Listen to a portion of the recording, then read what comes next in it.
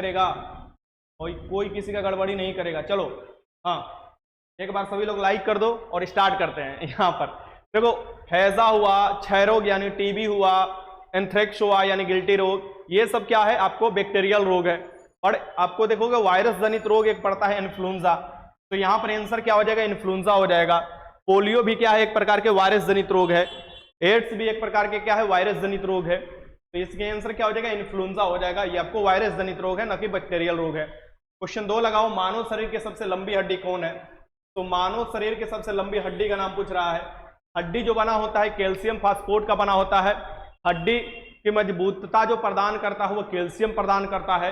हड्डी के अध्ययन को ऑस्टियोलॉजी में हम लोग पढ़ते हैं। हड्डी के अध्ययन, जब बच्चा पैदा होता है तो उसमें से 300 हड्डी होता है, लेकिन जब बच्चा जवान हो जाता है यानी कि बढ़ जाता है तो उसमें 206 हड्डी हो जाता है। इसका कारण जानते हो, क्योंकि बच्चा जब पैदा होता है तो उसकी हड्डी खोखला होता है और वो हड्डी जैसे जैसे बड़ा होता है वो जुटते जाता है।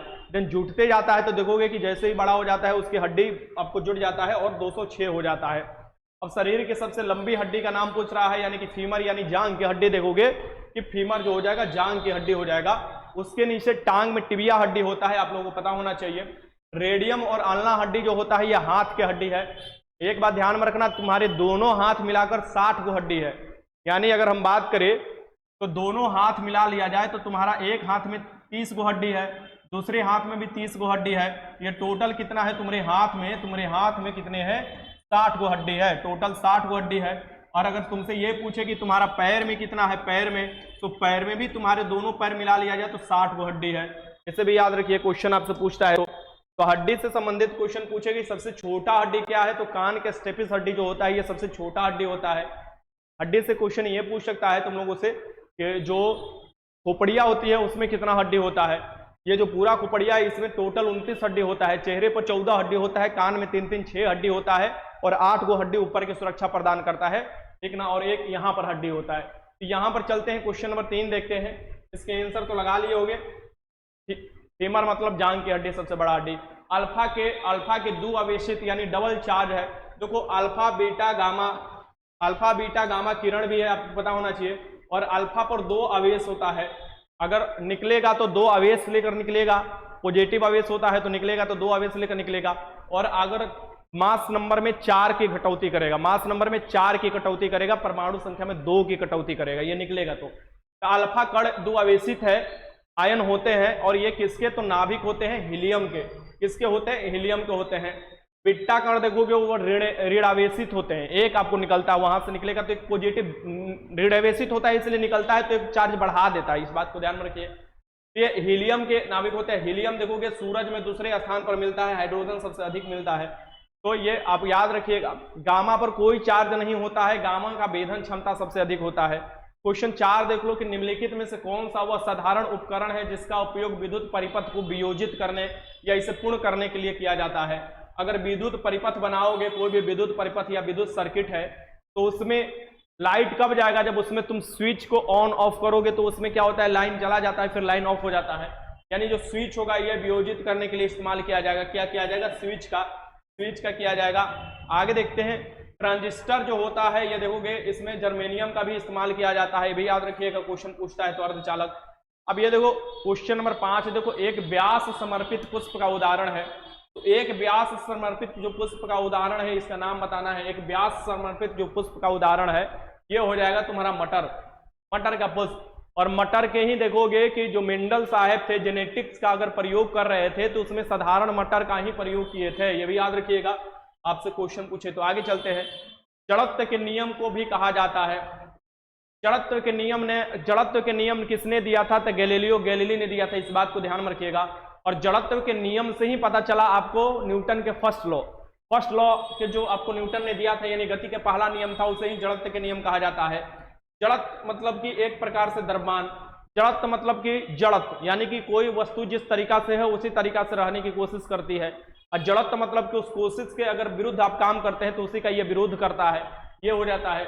मतलब कि न्यूटन के प्रथम नियम क्या कहता है कि वस्तु या कोई भी पिंड अगर गति अवस्था में है तो गतिशील अवस्था में रहेगा, गति करते रहेगा, और अगर विरामावस्था में है तो विरामावस्था में रहेगा, जब तक उस पर बाहरी फोर्स ना लगाया जाए। यानी कि यहाँ से फोर्स की परिभाषा निकलता है तो फोर्स क्या कहलाता है? Force is called push and pull is called force, यानी कि धक्का या खिंचाव ही बल है।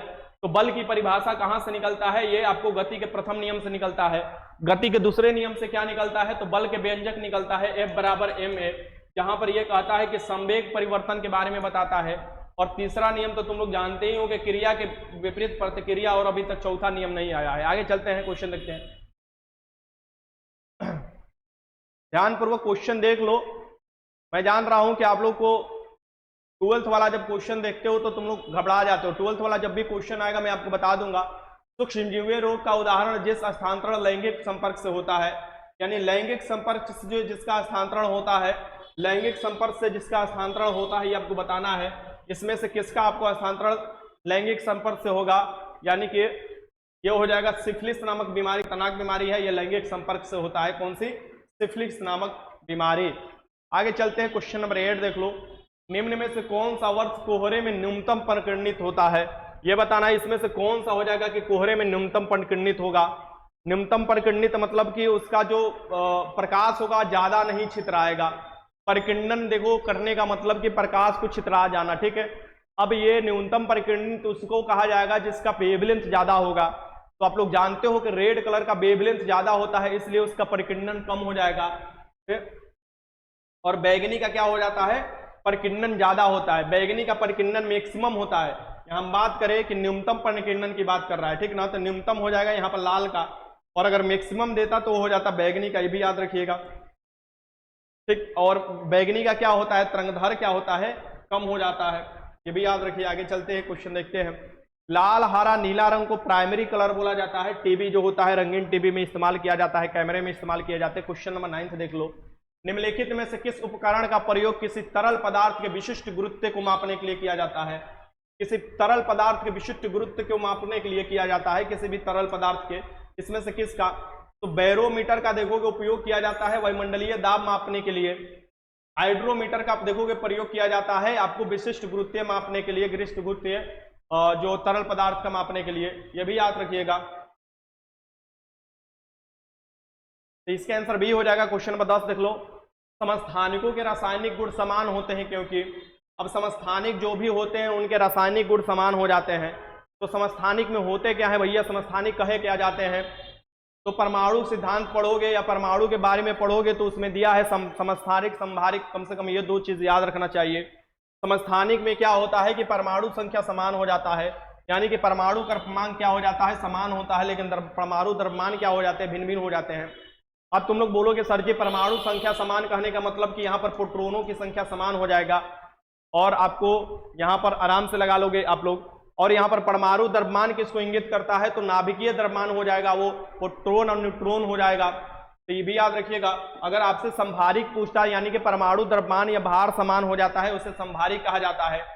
10 के आंसर यहाँ पर क्या हो जाएगा? ये लगा लेना आराम से। चलो आगे बढ़ते हैं। क्वेश्चन 11 देख लो। कैल्शियम की परमाणु संख्या क्या होती है भैया? कैल्शियम को उपयोग किया जाता है तुम्हारी हड्डी, जैसे कैल्शियम की प्रयोग किया जाता है, हड्डी में चोट लग जाता है, क्रैक हो जाता है, डॉक्टर कैल्शियम की गोली लिखता है। तो कैल्शियम चूना में भी पाया जाता है, लेकिन वो तुमको नहीं खाना है। कैल्शियम की गोली अलग होता है, इसका आपको देखोगे परमाणु, आपको देखोगे संख्या क्या हो जाता है? 20 हो जाता है कैल्शियम का। आराम से ये तो लगा लोगे, इसमें क्या दिक्कत है। आगे देखो क्वेश्चन नंबर 12। खाद्य श्रृंखला का प्रथम पोषण स्तर निर्मित होता है। अगर कोई खाद्य श्रृंखला है, इसका प्रथम पोषण स्तर कैसे निर्मित होता है? लगाओ वो एकदम क्वेश्चन दबा कर, कोई दिक्कत नहीं है, कोई दिक्कत नहीं है, एकदम आराम से क्वेश्चन लगाओ। और इस बार ठंडा गाड़ देना है, ठीक ना। एक एक डेली मैं आपको प्रीवियस ईयर का सेशन लूंगा, अलग अलग सब्जेक्ट वाइज, चैप्टर भी वाइज ले सकता हूं, और आपको पूरे ओवरऑल मिक्स भी ले सकता हूं। खाद्य श्रृंखला की हम बात करें तो सबसे पहले आते हैं उत्पादक।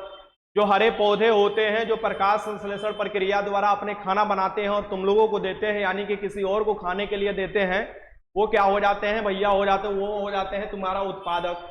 और उत्पादक में क्या आ जाएंगे? हरे पौधे आ जाएंगे। हरे पौधे जो हो जाएंगे ये क्या हो जाएंगे? उत्पादक हो जाएंगे। हरे पौधे क्या हो जाएंगे? उत्पादक। क्योंकि हरे पौधे देखोगे सूरज से क्या लेते हैं? सूरज से, देखो सूरज से लेते हैं प्रकाश, और इनमें होता है क्या होता है? क्लोरोफिल। और क्लोरोफिल में क्या होता है? आपको मैग्नीशियम पाया जाता है, भी याद रखिएगा। अब ये नीचे से लेते हैं, जड़ से ले लेते हैं पानी, नीचे मिट्टी से ले लेते हैं पानी, याद रखना पानी। जाइलम इनको क्या करता है? जल पहुंचा देता है। अब ये CO2 ले लेते हैं बाहर से, हमारे वायुमंडल से क्या लेते हैं? CO2 ले लेते हैं। अब ये जानते हो कि ये सूरज के प्रकाश मिलेगा, पानी मिलेगा, CO2 मिलेगा, तो ये खाना बनाएंगे जिसे कहा जाता है फोटोसिंथेसिस, यानी कि प्रकाश संश्लेषण जिसे कहा जाता है। और उसी में ये ग्लूकोज का निर्माण करते हैं, C6H12O6 का निर्माण कर लेते हैं, खाना का निर्माण कर लेते हैं पत्ती में, और पत्ती के द्वारा फिर खाना वितरित किया जाता है अलग अलग टहनियों में, देखोगे अलग अलग क्षेत्रों में। पत्ती में देखोगे खाना एक मंड के रूप में ये संचित होता है खाना इन लोगों में, पेड़ पौधे में। तो पेड़ पौधे देखा जाए तो खाद्य श्रृंखला के सबसे पहला पोषक स्तर के अंतर्गत आते हैं। फिर आ जाते हैं, इसमें आ जाते खद्दू, मतलब खाने वाले आ जाते हैं, माने उपभोक्ता आ जाते हैं। प्रथम उपभोक्ता कहलाते हैं जो कि शाकाहारी होते हैं, द्वितीय कहलाते हैं कि जो कि मांसाहारी होते हैं, और तृतीय कहलाते हैं जो मांसाहारी को भी मारपीट कर खा जाए। ठीक, आगे देखते हैं इसके आंसर क्या हो जाएगा, यहाँ पर ए हो जाएगा। क्वेश्चन नंबर 13 देख लो, निम्नलिखित में से कौन सा इमल्सन का उदाहरण है। भैया इमल्सन का उदाहरण देख सकते हो, इसमें से कौन सा हो जाएगा, इमल्सन का उदाहरण कौन सा होगा, द्रव में द्रव, यानी इमल्सन का उदाहरण जो हो जाएगा इसमें कौन हो जाएगा, दूध हो जाएगा। दूध क्या हो जाएगा, एक इमल्सन का उदाहरण हो जाएगा। दूध देखोगे शुद्धता आपको मापा जाता है किसके द्वारा, इसमें लैक्टोज होता है, लैक्टोमीटर द्वारा मापा जाता है दूध की शुद्धता, आप देखोगे तो। ठीक ना, आगे चलते हैं, इधर बढ़ो। क्वेश्चन नंबर 14 देख लो। ये क्वेश्चन तुम्हारा जो है ना, ये क्वेश्चन असल में 11th-12th लेवल का है। ठीक ना, डायरेक्ट आप देखोगे कि जो नेट के एग्जाम होता है ना डॉक्टर वाला, वहीं से क्वेश्चन उठा कर दे दिया है। एटीपी के अंतस्थ फास्फोर्स संलग्न बंध को जल्द द्वारा खंडित होने पर कितनी तुल्य ऊर्जा होगी। यानी एटीपी तुम जानते हो जिसे बोला जाता है, एटीपी को क्या बोला जाता है, कोशिका के से आपको करेंसी बोला जाता है। इसके अंतस्थ फास्फोर्स संलग्न जो होता है, तो बंध जल वाला खंडित होता है, उससे कितना ऊर्जा विमोचित होती है, ये होती है आपको 30.5 kg प्रति मोल, ये हो जाएगी। इसका आंसर क्या हो जाएगा, डी हो जाएगा। ठीक ना, 15 देख लो क्वेश्चन। कायिक प्रबंधन का लाभ यह है कि इस प्रकार से उत्पन्न सभी पौधे, कायिक परिवर्तन क्या देखते होगे, कायिक परिवर्तन देखते होगे कि गुलाब के पौधा रोप दोगे काट कर डहनी से, तो फिर से वो जम जाएगा, जस्ट लाइक उसी की तरह होगा। ईख का पौधा रोप दोगे, ये भी तो कायिक परिवर्धन में ही होता है ना। तुम लोग देखोगे कि ये क्या होता है कि इनकी जो आपको अनुवांशिकता जो होती है, यानी अनुवांशिक रूप से ये क्या हो जाते हैं, समान हो जाते हैं, कि भैया ये कहीं चीज से कहीं चीज से होकर से पैदा हो रहा है डायरेक्ट, देखोगे तो इसका आंसर क्या हो जाएगा, यहाँ पर बी हो जाएगा। कायिक से ये फायदा होता है। आगे देखो क्वेश्चन नंबर 16 देख लो। साइनोबैक्टीरियम तथा माइकोप्लाज्मा या बैक्टीरिया कह दे, एक्जोबैक्टर दे दे, या आपको और भी दे दे, जैसे कि ये सब जो होते हैं ये क्या होते हैं, टाइटम, तो जो लोग मर जाते हैं पानी में डूब के, उसके लिए ये उपयोग किया जाता है। यहाँ पर देखो साइनोबैक्टीरियम तथा माइकोप्लाज्मा समूह के उदाहरण है मोनोएरा जगत के, किसके, मोनोएरा जगत के। तो मोनोएरा जगत में एक कोशिकीय प्रक्रियोटिक कोशिका आते हैं, जिसके सभी कोशिकांग जो होते हैं विकसित नहीं होते हैं, ये भी आपको पता होना चाहिए। ठीक ना, माइटोकॉन्ड्रिया भी नहीं पाया जाता है। 16 के आंसर यहाँ पर क्या हो जाएगा, यहाँ पर ए हो जाएगा। क्वेश्चन 17 देख लो। कौन सा तत्व सोलर सेल को बनाने के लिए मुख्य रूप से उपयोग किया जाता है। तुम्हारे गली चौराहे पर सोलर सेल होता है ना, तुम्हारे गली चौराहे पर सोलर सेल सूरज के प्रकाश लेता है। ठीक, वो सर आपसे बात करना है, ठीक है, बात कर लेना, मैसेज छोड़ देना, बात कर लेना, समय मिलेगा तो आपको सूचित कर दिया जाएगा। ठीक, मैसेज कर देना उस। यहाँ पर देखो कौन सा तत्व सोलर सेल को, देखो सोलर सेल देखोगे इसमें कौन सा आपको प्रभाव काम करता है, तो फोटो इलेक्ट्रिक इफेक्ट, यानी प्रकाश विद्युत प्रभाव। और प्रकाश विद्युत प्रभाव के लिए ही आइंस्टीन साहब को नोबेल पुरस्कार मिला था। सापेक्षता के सिद्धांत के लिए उनको नोबेल पुरस्कार नहीं मिला था, इस बात को भली बात याद रखिएगा, 1921 के समय। तो सोलर सेल में देखोगे क्या हुआ था है भैया, ये सिलिकॉन होता है। सिलिकॉन क्या है, एक प्रकार का अर्धचालक है। चिप बनाने में भी, मोबाइल की चिप बनाने में भी इसका उपयोग किया जाता है। एल्युमिनियम का प्रयोग किया जाता है, एक तो विद्युत उपकरण में किया जाता है। एल्युमिनियम का प्रयोग किया जाता है ट्रेन का डिब्बा बनाने में। एल्युमिनियम का प्रयोग किया जाता है हवाई जहाज के देखोगे कलपुर्जा बनाने में, एल्युमिनियम का प्रयोग किया जाता है, ये भी याद रखिए। आगे चलते हैं, एल्युमिनियम का एक आपको एस है बक्साइट। क्वेश्चन 18 देखो, ग्रीन हाउस प्रभाव जुड़ा हुआ है। तो ग्रीन हाउस प्रभाव किससे जुड़ा हुआ है ये आपको बताना है। ग्रीन हाउस प्रभाव मतलब कि वायुमंडलीय दशा में तापमान वृद्धि करना। वायुमंडल में जो तापमान वृद्धि होता है उसे ही तो ग्रीन हाउस प्रभाव कहा जाता है। और ग्रीन हाउस प्रभाव में सबसे मुख्य रूप से कौन उत्तरदायी निभा रहा है भैया, ये हो जाएगा कार्बन डाइऑक्साइड। कार्बन डाइऑक्साइड क्या होता है, ये आपको ग्रीन हाउस प्रभाव बढ़ा रहा है दिन प्रतिदिन, आप लोग देखोगे तो। ठीक, इसके आंसर क्या हो जाएगा, यहाँ पर CO2 हो जाएगा। अरे और हमारे वायुमंडल में CO2 की मात्रा कितना है, ये देखोगे 0.03% है। लेकिन ये जीवाश्म ईंधन जैसे जैसे लोग जला रहे हैं, ये क्या हो रहा है, बढ़ते जा रहा है। और ये क्या होता है, जब सूरज के आपको तापीय होता है उसको शोषित कर लेता है और बाहर नहीं निकलने देता है। क्वेश्चन 19 देख लो, टमाटर के किस अम्ल का प्राकृतिक स्रोत है? गोल गोल टमाटर जो होता है, देखोगे टमाटर जो होता है ये किस अम्ल का प्राकृतिक स्रोत है? तो टमाटर बताओ, टमाटर जो होता है इसका लाइकोपीन के कारण होता है लाल ना, तो टमाटर होता है जो अम्ल प्राकृतिक स्रोत किसका है? तो ये ऑक्जेलिक अम्ल का है। टमाटर में क्या पाया जाता है भैया? ऑक्जेलिक अम्ल पाया जाता है। सिरका में एसिटिक अम्ल पाया जाते हुए पता होना चाहिए, ठीक। टार्टरिक अम्ल पाया जाता है तुम्हारे इमली में, ठीक ना।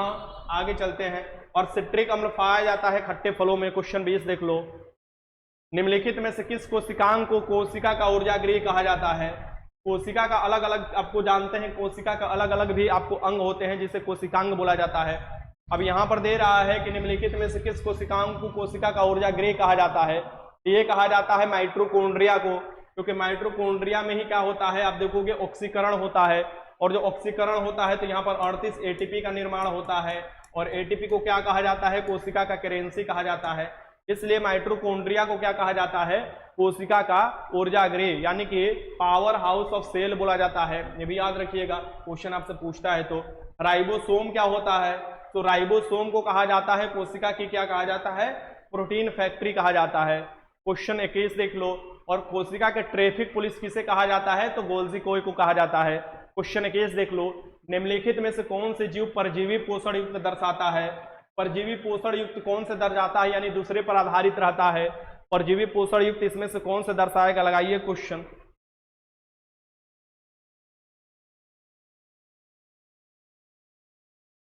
अजीत नहीं कोई दिक्कत होगा, चलो क्वेश्चन लगाओ।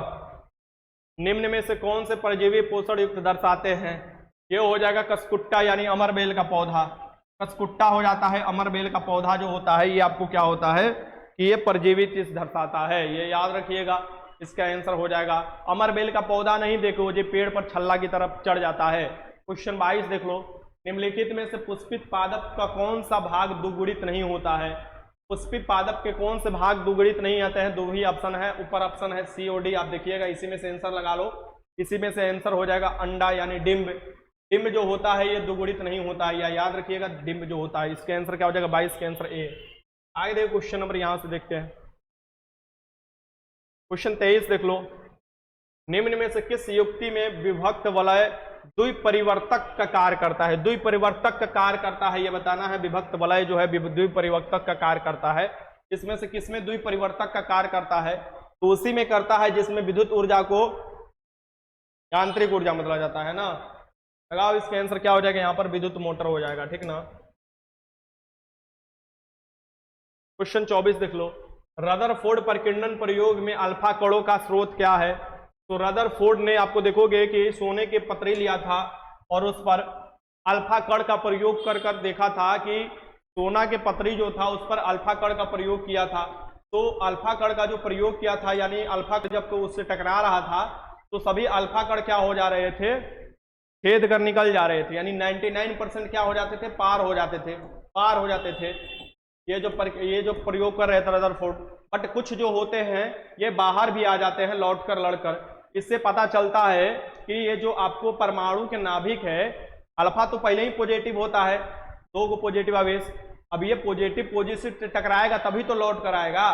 तो ये पॉजिटिव पॉजिटिव से लौट कर आया, तो इसका मतलब ये सोचे कि यहाँ पर कहीं ना कहीं ये जो है नाभिक में कोई ऐसा पॉजिटिव चीज है, और वही पॉजिटिव चीज का नाम पड़ा प्रोटॉन। प्रोटॉन का नामकरण किसने किया था? रदरफोर्ड ने किया था।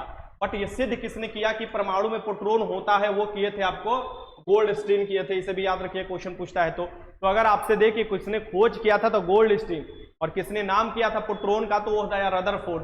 और रदरफोर्ड यहाँ पर देखो कि नाभिक के भी खोज करते हैं, कि नाभिक बताते हैं कि परमाणु में नाभिक है। यहाँ पर हो जाएगा हीलियम के नाभिक जो होता है, अल्फा कण का जो होता है स्रोत जो होता है हीलियम का नाभिक होते हैं। क्वेश्चन नंबर 25 देख लो, मनुष्य के कान के बाहरी हिस्से को कहते हैं। तो मनुष्य के कान के जो बाहरी हिस्सा है ये क्या कहलाता है? बताओ, मनुष्य के कान के बाहरी हिस्से जो होते हैं क्या कहलाते हैं? बताना है, लगाओ क्वेश्चन। अरे तुम लोगों को नंबर नहीं दिया गया था यार, तेरा सुपरस्टार क्वेश्चन लगाइए। अरे यार तुम लोगों को नंबर एक नहीं है, उस नंबर पर पता करो। चलो यहाँ पर मनुष्य के कान के बाहरी हिस्से को क्या कहा जाता है? बताओ, इसके आंसर लगाओ। क्या लगा रहे हो तुम लोग? बताओ क्या लगा रहे हो? सी लगा रहे हो। बहुत अच्छा, बहुत बहुत बढ़िया, बहुत बढ़िया। हाँ, क्या दिक्कत है भाई? बहुत अच्छा। ये हो जाएगा क्या? ये हो जाएगा तुम्हारा कर्ण, कर्ण पल्लव। इसके आंसर क्या हो जाएगा यहाँ पर? कर्ण पल्लव। और कान में ही सबसे छोटी हड्डी पाई जाती है। को कनवा में 3 गो हड्डी है, को कनवा में 3 गो हड्डी, दोनों मिला के 6 गो हड्डी। और कान की सबसे छोटी हड्डी है स्टेपिस। क्वेश्चन 26 देख लो। हमारे सौर मंडल के किस ग्रह को लाल ग्रह के रूप में जाना जाता है? हमारा जो सौर मंडल है, देखोगे हमारा जो सौर मंडल के मुखिया सूरज जी हैं, सूरज सन। और सूरज में ऊर्जा का स्रोत है नाभिकीय संलयन, हाइड्रोजन के नाभिक हीलियम बदलता है। अब ये देखोगे कि सौर मंडल में, देखो सौर मंडल में अगर हम बात करें, ये सूरज भगवान जो हो गए, मान लो ये सूरज भगवान हो गए, ठीक, ये सूरज भगवान हो गए। यहाँ पर मान लो ये सूरज भगवान हो गए, ठीक। तो इनके इधर देखोगे ये सबसे बुध ग्रह हो जाएगा, सबसे नजदीक, सबसे छोटा। उसके बाद शुक्र ग्रह हो जाएगा, सबसे चमकीला, सबसे गर्म, सांझ के तारा, भोर के तारा, पृथ्वी के जुड़वा बहन, सौंदर्य के देवता, ये शुक्र को कहा जाता है। फिर आता है आपका पृथ्वी, तीसरे स्थान पर आता है सूरज से स्थान से तीसरे स्थान पर पृथ्वी। फिर आ जाएगा यहाँ पर मंगल आ जाएगा, ये देखोगे। फिर यहाँ पर आ जाएगा एस्ट्रॉयड बेल्ट आ जाएगा, एस्ट्रॉयड बेल्ट मतलब क्षुद्रपट्टी बेल्ट। फिर यहाँ पर बृहस्पति आ जाएगा, शनि आ जाएगा, अरुण आ जाएगा, वरुण आ जाएगा, ठीक। ऐसे कर टोटल 8 ग्रह है, क्योंकि 2006 में प्लूटो को 52वां ग्रह घोषित कर दिया गया था। अब लाल ग्रह, आयरन ऑक्साइड के कारण किस ग्रह को लाल ग्रह कहा जाता है? तो मंगल को कहा जाता है लाल ग्रह, आयरन ऑक्साइड के कारण, इसे याद रखिएगा। शुक्र और बुध का कोई उपग्रह नहीं है, इसे भी याद रखिएगा। शुक्र और बुध का कोई उपग्रह नहीं है। बृहस्पति का सबसे बड़ा उपग्रह है आपको गैनीमीड, और बृहस्पति सबसे बड़ा ग्रह भी है, तो गैनीमीड सबसे बड़ा उपग्रह है। और शनि का एक उपग्रह होता है बड़ा में आपको टाइटन, भी याद रखिएगा। आगे चलते हैं, क्वेश्चन देखते हैं क्या कहता है। क्वेश्चन 27 देख लो। रेखीय संवेग के बदलने की दर को क्या कहा जाता है? रेखीय संवेग के बदलने की दर क्या कहते हैं, ये आपको बताना है। तो P बराबर क्या होता है भैया? mv होता है। संवेग बराबर संवेग को बदलो, टाइम के रिस्पेक्ट में बदल दो। टाइम के रिस्पेक्ट में बदलोगे तो इधर भी टाइम आएगा, यानी कि m का m हो जाएगा, v/t मतलब एक्सीलेशन आ जाएगा, यानी कि ma आ जाएगा। और ma क्या मिलता है आपको यहाँ से? संवेग के परिवर्तन की जो दर बताता है न्यूटन के दूसरे नियम से, ये क्या हो जाता है तुम्हारा? बल हो जाएगा। क्या हो जाएगा? बल, बल, बल हो जाएगा। यहाँ पर बल के आपको जो मात्रक होते हैं न्यूटन होता है, ये भी याद रखिए, क्वेश्चन आपसे पूछता है। तो आगे चलते हैं, इसके आंसर क्या हो जाएगा? सी। क्वेश्चन नंबर 28 देख लो।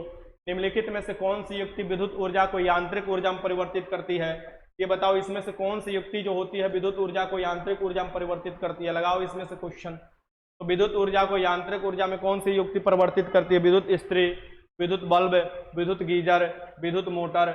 ये क्या हो जाएगा? यहाँ पर विद्युत ऊर्जा को यांत्रिक ऊर्जा में विद्युत मोटर करता है, ठीक ना। विद्युत बल्ब में देखोगे टंगस्टन जो होता है, फिलामेंट जो होता है विद्युत बल्ब का, ये भी याद रखिएगा। विद्युत गीजर क्या कहलाता है? तो विद्युत गीजर करता है भैया, तुम लोग विद्युत दोगे तो वो पानी को गर्म कर देता है, ठीक ना।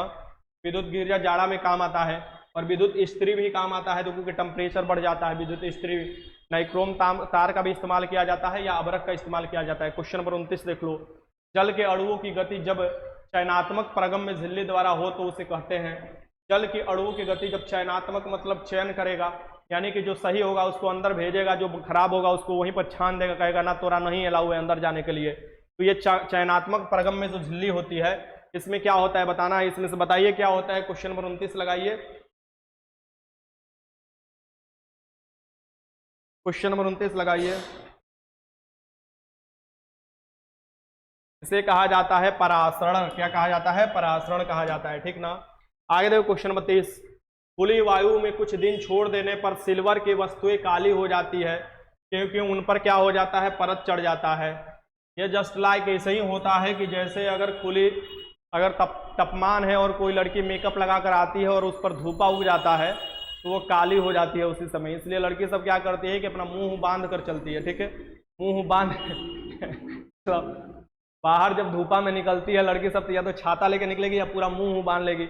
और एगो लड़की को हम देखे ना, पूरा एकदम हुआ गोर लग रहा था, एकदम पूरा हथवा उथवा गोर लग रहा था। हम बोले जरूर दाल में कुछ काला है। चले नजरिया हमारे ऊपर पैरवा पर चला गया। हम बोले ले पैरवा तो एकदम कहीं बोले पैरवा अलगे टाइप से है, यानी कि यहाँ पर प्रकाश के कौन से प्रकीर्णन हो रहा है समझ में ना रहा है। ऊपर कुछ और प्रकीर्णन हो रहा है, नीचे कुछ और प्रकीर्णन हो रहा है, वही चीज़ है, बड़ा कन्फ्यूजन हो जाता है। ये देखो खुली में वस्तु को छोड़ दिया जाए, चांदी को खुली में छोड़ दिया जाए तो चांदी देखो विद्युत का सबसे अच्छा चालक होता है, और इस पर एक परत चढ़ जाता है सिल्वर सल्फाइड का, आप देखोगे और ये आपको क्या हो, भद्दा लगने लगता है, ठीक ना। इसका आंसर क्या हो जाएगा यहाँ पर, डी हो जाएगा। आगे देखते हैं क्वेश्चन नंबर 31। हार्मोन जो रुधिर में शर्करा स्तर को नियंत्रित करता है वो बताना है। हार्मोन जो शर्करा स्तर को नियंत्रित करता है ये आपको बताना है, लगाइए।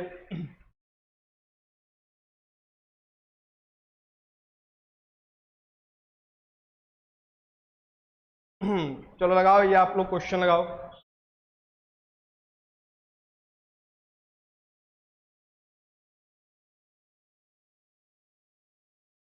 नहीं यार, बेइज्जती तुम लोगों को कैसे कर सकते हैं, तुम लोग का बेइज्जती ना कर सकते हैं। ये देखो, शर्करा को जो नियंत्रित करता है इसका नाम है अग्नाशय। शर्करा दो आपको देखो, शर्करा कहने का मतलब कि तुम्हारे ब्लड में जो है चीनी की मात्रा, जिसे आम भाषा में गांव में नहीं बोला जाता है, देखो फलना को चिनिया रोग हो गया, यानी शुगर रोग हो गया। शुगर रोग, शुगर वाला रोग नहीं, शुगर रोग हो गया, ठीक है। तो वो क्या होता है कि तुम्हारे शरीर में इंसुलिन की मात्रा घट जाता है, श्रावण। देन इसके कारण क्या होते हैं, तुम्हारे शरीर में शुगर की मात्रा बढ़ जाता है, यानी ब्लड में बढ़ जाता है, और बहुत खतरनाक रोग होता है ये। और ये आपको अग्नाशय के बिट्टा सेल से देखोगे ये स्रावित होता है। तो इसका आंसर क्या हो जाएगा यहाँ पर, बी हो जाएगा, बी। आगे चलते हैं, इसके आंसर क्या हो जाएगा, बी। पीयूष ग्रंथि को मास्टर ग्लैंड बोला जाता है, मास्टर ग्लैंड बोला जाता है। यहाँ से क्वेश्चन देखते हैं, क्वेश्चन तुम्हारा 32 है कि बर्फ पानी पर क्यों तैरता है, ये आपको बताना है। बर्फ पानी पर क्यों तैरता है, ये लगाओ क्वेश्चन। बर्फ पानी पर क्यों तैरेगा, बर्फ पानी पर क्यों तैरेगा, लगाओ क्वेश्चन।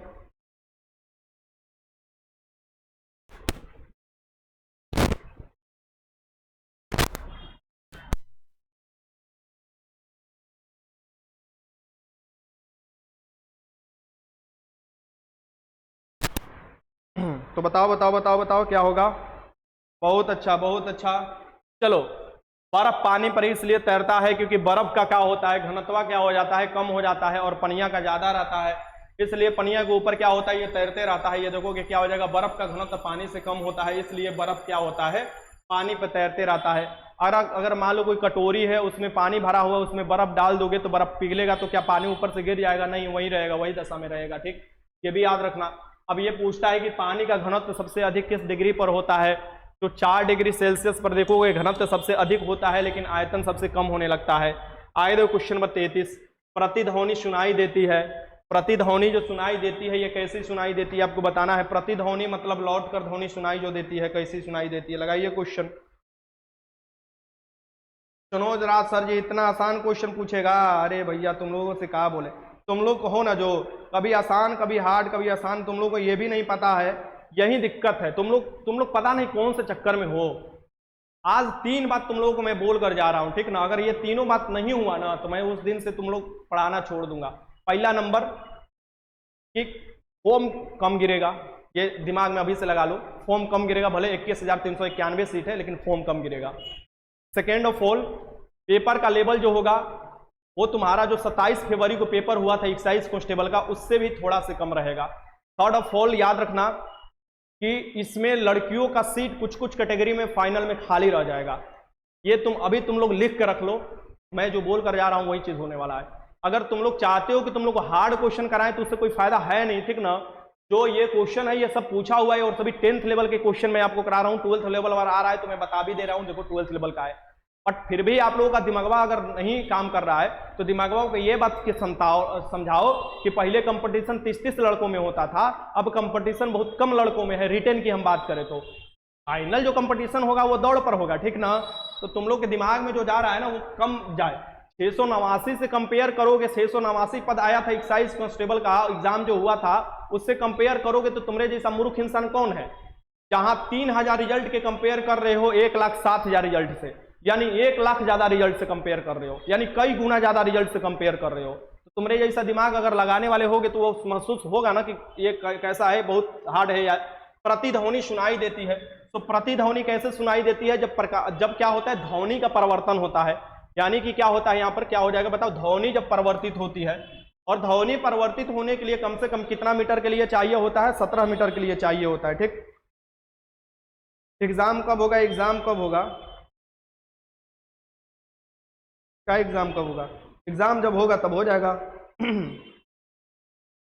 एग्जाम जब होगा तब हो जाएगा, तुम लोग काहे चिंता करो, जब सेंटर मिलेगा तो बताएंगे। तुम लोग का लग रहा है कि अभी फॉर्म भरा रहा है, तुमको पता है ना। देखो अभी देखोगे कि पुलिस मुख्यालय की तरफ से प्रेस कॉन्फ्रेंस किया गया था ना, 2 दिन पहले देखोगे प्रेस कॉन्फ्रेंस कर बोला गया कि जितने इच्छुक अभ्यर्थी उनको फॉर्म भर हो जाए। तो भाई मजबूरी है क्योंकि फॉर्म में कम गिरा हुआ है। तुम लोग बस 12 लाख रजिस्ट्रेशन हो गया, हवा मचाए हुए हो, 12 लाख रजिस्ट्रेशन हो गया। रजिस्ट्रेशन से कोनो मतलब होता है जी?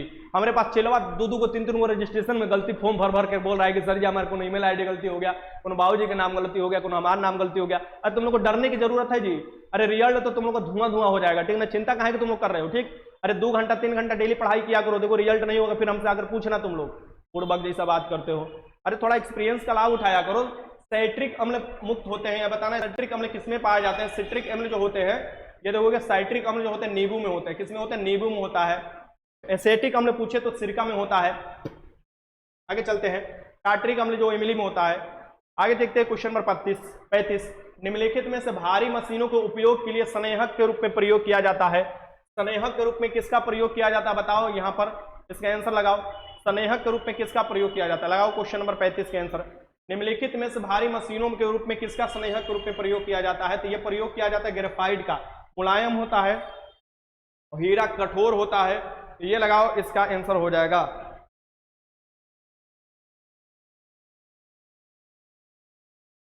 यार तेरा सुपरस्टार तोरा ले जाके अब फेंक देंगे, ले जाके पहाड़ पर ले, ठीक ना? चुपचाप मजाक किया तो पढ़ाई कर चिरकुट। ये देख क्वेश्चन नंबर 35। निम्नलिखित में भारी जो हो जाएगा ग्रेफाइट हो जाएगा। ग्रेफाइट जो होता है षटफलकीय होता है और हीरा जो होता है चतुष्फलकीय होता है। और हीरा ग्रेफाइट अपरूप होते हैं, भी पता होना चाहिए कार्बन का। आगे चलते हैं क्वेश्चन नंबर 36। मनुष्य में आहार नाल का सबसे लंबा भाग कौन सा होता है? तो मनुष्य में सबसे आहार नाल का सबसे लंबा भाग जो होता है जिसे आप लोग बोलते हैं छोटी आंत, स्मॉल इंटेस्टाइन जो होता है, ये क्या होता है? इसे जिसे बोला जाता है क्षुद्रांत, यानी ये क्षुद्र होता है। ये क्या हो जाएगा? इसके आंसर क्या हो जाएगा? क्षुद्रांत हो जाएगा। ये सबसे छोटी आंत, नाम तो कह रहा छोटी आंत है लेकिन ये बड़ा होता है, याद रखना। 6 से 7 मीटर लंबा होता है ये लंबा बहुत होता है लेकिन नाम एक छोटी आंत है, ठीक ना? यानी क्षुद्रांत। इसके आंसर क्या हो जाएगा? ये हो जाएगा। Question number 37। ग्रहों के गति का संचालन होता है। तो ग्रहों के गति के संचालन किसके द्वारा होता है ये आपको बताना है। ग्रहों के गति का संचालन जो किया गया था किसके द्वारा किया गया था? लगाइए आराम से। कभी जब आराम से चलते हैं तो फास्ट कराइए, जब फास्ट चलते हैं तो आराम से। देखो ग्रह के गति जो होते हैं ये बताते हैं ग्रह के गति। तो ग्रह के गति जो होते हैं ये केपलर भैया ने दिया था, यानी कि केपलर हो जाएंगे केपलर ने लिया था ग्रह के गति के नियम। इसका आंसर क्या हो जाएगा? यहाँ पर बी हो जाएगा। आगे चलते हो। न्यूटन ने गुरुत्वाकर्षण के नियम दिया था। क्वेश्चन देखो 38। 2 अस्थि आपस में एक दूसरे से जुड़े होते हैं। जब 2 अस्थि आपस में एक दूसरे से जुड़े होंगे तो उन्हें क्या कहा जाएगा बताओ? अस्थि आपस में जुड़े होंगे तो उन्हें क्या कहा जाता? तो अस्थि अस्थि को जोड़ता है तो उसे लिगामेंट कहा जाता है। और अस्थि अगर देखा जाए मांसपेशी से जोड़ता है तो उसे टेंडन कहा जाता है। तो बताओ यहाँ पर क्या हो जाएगा बताओ? बहुत अच्छा, एकदम बी कौन लगा रहा है। इसको क्या किया जाए बताओ? सर जी टाइम फिक्स कर दीजिए। अरे समझिए का तो दोष है ना, टाइम नहीं मिल पा रहा है। टाइम मिल पाता तो फिक्स नहीं कर देते। चलो यहाँ पर स्नायु इसे बोला जाता है। स्नायु क्या करता है कि हड्डी हड्डी को जोड़ता है जिसे बोला जाता है लीगामेंट। तो डॉक्टर नहीं बोलाता है तुम्हारा लीगा टूट गया है, यानी कि जो हड्डी हड्डी को जोड़ता है टूट गया, तो उसको जोड़ने में बड़ी समय लगता है, बड़ी तुमको भोगना पड़ेगा। अगर तुम्हारा यही टूट जाए, यानी कि अगर तुम्हारा टेंडन टूटता है, यानी कि तुम्हारा जो टेंडन टूटेगा तो वो तो अच्छे से थोड़ा समय लगेगा, जुड़ जाएगा। यानी टेंडन को कंडारा बोला जाता है, ठीक ना? इसे भी याद रखिएगा। आगे चलते क्वेश्चन नंबर 39 देख लो। सौर सेल बनाने के लिए इनमें से किस पदार्थ का प्रयोग किया जाता है? तो सौर सेल जो बनाया जाता है इसमें से किस पदार्थ का प्रयोग किया जाता है? सौर सेल बनाने में या मोबाइल की चिप बनाने या मोबाइल के पीछे वाला जो कवर होता है उसमें भी ये मिलाया जाता है कि उसका लचीलापन हो। ये देखोगे ये सिलिकॉन का प्रयोग किया जाता है। और सिलिकॉन क्या है? एक प्रकार के अर्धचालक है। तुम्हारी बात आया शीशा का, तो जितने भी परमाणु संख्या क्रमांक 33 83 से ऊपर होते हैं, यानी यहाँ पर एक बात समझ लो, जितने भी परमाणु जिनका 83 या 83 से ऊपर होता है परमाणु संख्या, वो होते हैं रेडियो एक्टिव पदार्थ। क्योंकि उनका नाभिक बड़ा हो जाता है और नाभिक को अस्थायी करने के लिए, अस्थायी हो जाता है, अस्थायी करने के लिए वो अल्फा बीटा गामा उत्सर्जित करते हैं। और वो तब तक उत्सर्जित करते रहते हैं अल्फा बीटा गामा, तब तक वो अस्थायी नहीं हो जाते। अस्थायी कब हो जाएंगे? जब वो आपको परमाणु संख्या 82 यानी कि लेड यानी कि सीसा यानी कि पीबी नहीं बन जाते हैं, लास्ट में पीबी बन जाते हैं, सीसा बन जाते हैं। और जितने भी रेडियो एक्टिव पदार्थ होते हैं या मरकरी भी याद रखो, वो शीशे में ही रखे जाते हैं, इसे भी याद रखिएगा। और शीशा कहाँ से बनाया जाता है? तो देखोगे बलुई वाला क्षेत्र से, बालू वाला। मूल्य एक रूपांतरित है।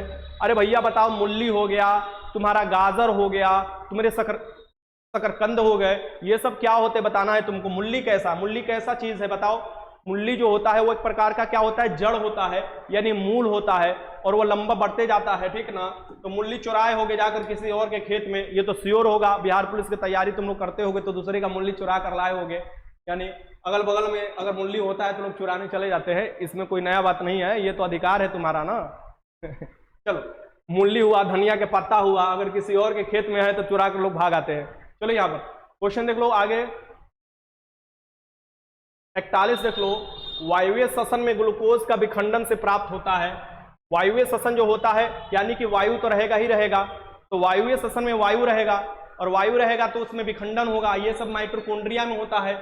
वायवीय श्वसन में ग्लूकोज जो होता है C6H12O6 होता है ग्लूकोज के फॉर्मूला, और जब भैया वो विखंडित करेगा तो उससे बनेगा ATP, 38 ATP का निर्माण होगा, उसके साथ जल बनेगा, उसके साथ CO2 बनेगा, यानी इसमें से क्या हो जाएगा यहाँ पर जल, CO2, ATP, ये सब का निर्माण होता है, ठीक ना। इसे भी याद रखिएगा, वायवीय श्वसन, इसका आंसर C हो जाएगा, वायु की उपस्थिति में। क्वेश्चन 42 देख लो।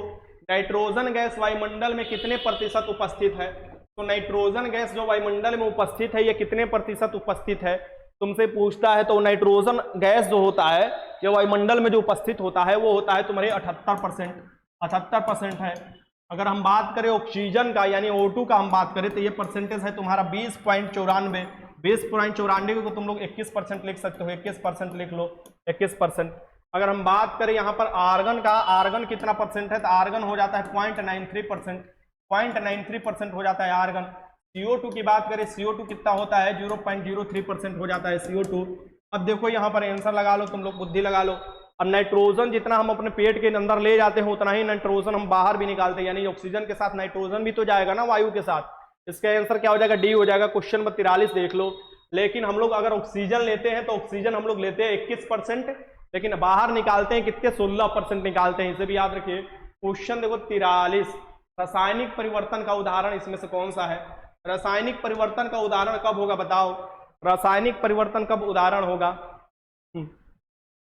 रासायनिक परिवर्तन का उदाहरण होता है कि परिवर्तन हो जाने से फिर से मूल अवस्था में नहीं आ सकते हैं लोग, जैसे कि एज का बढ़ना, उम्र का बढ़ना भी क्या होता है, रासायनिक परिवर्तन होता है। यानी एक समय तक तुम बढ़ जाओगे तो फिर उस एज में थोड़े ना आओगे। हाँ, मेकअप उपक लगाकर, मेकअप पाउडर उडर लगाकर लगता है लोग कि तनी मनी जवान हो गया, थोड़ा दाढ़ी उड़ी छिलवा लेता है, थोड़ा बाल उल कटवा लेता है, लेकिन हकीकत तो वही होता है, सियारा वाला हाल है, थोड़ा समय के लिए रंग आ गए, लेकिन फिर तो बारिश होगा, फिर वही रंग खत्म हो जाएगा। तो ये भी एक प्रकार का रासायनिक परिवर्तन है, और जितने भी रासायनिक परिवर्तन होते हैं सभी खतरनाक होते हैं, ये बात तुम लोगों को पता होना चाहिए। तो रासायनिक परिवर्तन इसमें से कौन से हो जाएंगे भैया? दूध का खट्टा होना, क्योंकि दूध एक बार खट्टा हो जाएगा, या दूध एक बार दही जम जाएगा, या दूध का एक बार फट जाना, फिर से दूध नहीं बना सकते हो। हाँ, कुछ पापा के परी लोग दूध का खट्टा हो जाने के बाद भी क्या करती है कि उसको छेना की तरह खाती है। भैया एक लड़की थी, ठीक ना, वो दूध खरीद के लाई, आधा किलो दूध खरीद कर लाई, और दूधवा हो गया, फट गया, ठीक ना। तो दूधवा फट गया ना, तो फिर क्या बोल रही है कि हमको छेना खाने का मन है। तो हम लोग तो समझ गए क्योंकि दूध फट गया है। अब वो क्या बोल रही है कि हम दूधवा फाड़ लिए, तो हम लोग बोले छेना के पानी है ये ना है, तो कौन बुद्धि लगाकर दूधवा फाड़ ली। तो लड़की सब कभी हार मान में ना करती है, अगर ओकरा पास क्या बोला जाता है, दूध फटल रहे ना, तो ओकरा के फिर खोआ बनाई, अब खोआ बना के फिर खाई, अब बोली कि तो मजा आ गया खोआ खाकर। लेकिन ये कभी एक्सेप्ट नहीं की कि दूधवा फट गया था हमारे गलती के कारण, ठीक ना। ये सब होता है, वो सब पर कभी एक्सेप्ट नहीं करती है। यहाँ पर देखो रासायनिक परिवर्तन का उदाहरण हो जाएगा दूध वाला, जैसे कि लोहा में जंग भी लगना क्या होता है, ऑक्सीकरण होता है, तो वो रासायनिक परिवर्तन ही होता है। क्वेश्चन 44 देखो, दो पिंडों के बीच गुरुत्वाकर्षण बल R निम्न में से परिवर्तित होता है। तो गुरुत्वाकर्षण बल के नियम किसने दिया था? आइंस्टीन जी ने दिया था, आइंस्टीन नहीं सॉरी न्यूटन जी ने दिया था, न्यूटन ने दिया था। और न्यूटन ने क्या दिया था कि F जो होता है डायरेक्टली प्रोपोर्शनल होता है, किसका होता है, ये देखो m1 यानी मास का, दोनों मास का जो बॉडी होता है m1/m2, और फिर ये इन्वर्सली प्रोपोर्शनल होता है, क्या होता है, F जो होता है इन्वर्सली प्रोपोर्शनल होता है उसके बीच की दूरी को, यानी r² हो जाएगा बीच की दूरी। और यहाँ पर एक कांस्टेंट निकल कर आता है जी कांस्टेंट निकल कर आता है, इसका फॉर्मूला 6.67 इंटू 10 के पावर -11 होता है, इसका कांस्टेंट का वैल्यू हो जाता है। ये जो जी होता है इसके कांस्टेंट का वैल्यू हो जाता है 6.67 इन 10 के पावर -11, ये भी याद रखिएगा। अब यहाँ पर पूछ रहा है तुमसे, क्या देख लो, तो दो पिंड के बीच में गुरुत्वाकर्षण बल किसका होगा, एक तो मास के डायरेक्टली प्रोपोर्शनल होगा यानी समानुपाती होगा, और उसके दूरी का विकर्णानुपाती यानी इनवर्सली प्रोपोर्शनल हो जाएगा। इसके आंसर क्या हो जाएगा यहाँ पर आपको डी हो जाएगा। आगे देखो क्वेश्चन नंबर 45, ध्वनि तेज किस माध्यम में सबसे अधिक संचारित होती है? तो ध्वनि सबसे तेज किस माध्यम में संचारित होती है ये आपको बताओ।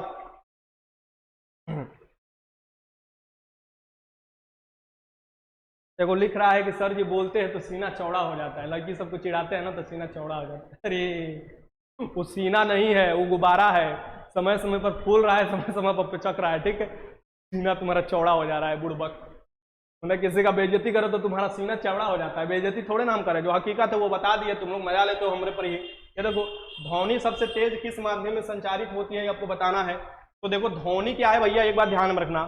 तो ध्वनि क्या है, एक प्रकार का अनुदैर्ध्य तरंग है, और ध्वनि क्या होता है कि अगर जहां से ध्वनि का उत्पन्न होगा उसके पैरेलल चलता है, यानी कि हम ऐसे बोल रहे हैं ना, ऐसे बोले तो ध्वनि यहां से गया, पीछे तो गया नहीं, सामने गया ध्वनि, और सामने एकदम सीधा जाएगा, यानी कि जैसे गोली चलता है वैसे आपको ध्वनि निकलता है। मान लो यहां से एक लखनऊ का चित्र बना देते हैं, यहां पर देख लो ये लखनऊ है, ये रवि गुप्ता हो गया, टीका लगाया हुआ है, ठीक, जो बोल रहा था सीना चौड़ा हो गया, लो एक सीना इतना चौड़ा कर दे रहे हैं, लो तो इतना सीना चौड़ा हो गया आपका चाहिए, तो इतना सीना चौड़ा है गया, ये बोलता है ऐसे, मान लो ये बोला ना ऐसे ऐसे तो ध्वनि निकाला। तो ध्वनि जो निकाला है ये कौन सा है, अनुदैर्ध्य तरंग है। और अनुदैर्ध्य तरंग क्या होता है कि जिस माध्यम से जहां से ये निकलता है उसी के पैरेलल जाता है, ठीक ना, यानी समानांतर जाता है। लेकिन यही जब प्रकाश तरंग होता है, प्रकाश तरंग क्या होता है कि वो जाता है अनुप्रस्थ की तरह जाता है, यानी कि ऊपर नीचे करके जाता है, यानी लंबवत जाता है। वो क्या जाता है, लंबवत। ये भी क्वेश्चन कभी कभी पूछता है। तो यहां पर क्या हो जाएगा, इसको माध्यम की जरूरत चाहिए भैया, ये निर्वात में गमन नहीं कर सकता, यानी कि सबसे तेज जो गमन करता है ठोस में करता है, उसके बाद द्रव में करता है, उसके बाद गैस में करता है, और निर्वात में नहीं गमन कर सकता है, ये याद रखिएगा। आगे चलते क्वेश्चन नंबर 46 देख लो। 1 जूल बराबर होता है, 1 जूल जो बराबर होता है ये बताना है, 1 जूल कितने के बराबर होता है, लगाओ क्वेश्चन। अब देखो भैया तुम लोग वर्क के बारे में पढ़े होगे, वर्क के बारे में यानी काम के बारे में।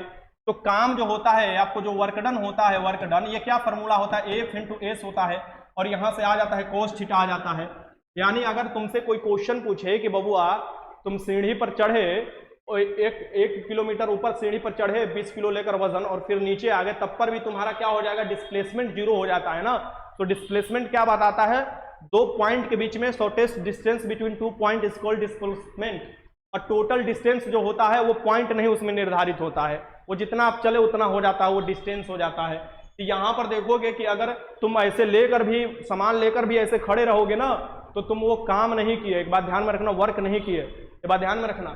वो क्या होता है, 90 डिग्री हो जाता है, तो cos थीटा 0 हो जाता है, वर्क डन 0 हो जाता है। अब यहाँ से जो हो जाएगा ये न्यूटन निकल जाएगा, F का वैल्यू होता है जो न्यूटन होता है मात्रक, और S जो होता है क्या होता है, मीटर में मापा जाएगा डिस्प्लेसमेंट, यहाँ पर न्यूटन मीटर हो जाएगा। यानी न्यूटन मीटर को ही हम लोग क्या कहते हैं, जूल कहते हैं, यानी कि जूल जो होता है मात्रक होता है वर्ग का, ये याद रखिएगा। और ये न्यूटन मीटर 1 न्यूटन मीटर हो जाएगा। क्वेश्चन 47 देख लो। अम्लीय वर्षा निम्न में से ऑक्साइडों के कारण होती है। तो अम्लीय वर्षा किस कारण से होती है, अम्लीय जो वर्षा होती है ये किस कारण से होती है, ठीक, ये आपको बताना है। अम्लीय वर्षा जब होती है, जब शुरुआती समय में जो बारिश होता है उसमें देखोगे कि पर्यावरण प्रदूषित रहता है, जीवाश्म ईंधन जला कर लोग फैक्ट्री में काम करते हैं, तो उससे आप देखोगे कि ये मिल जाता है और पानी से नीचे आता है, तो वो अम्लीय वर्षा हो जाता है, एसिडिक रेन हो जाता है, जो कि खदाड़ देता है। जो ताजमहल का पीलापन है वो इसी के कारण हो रहा है।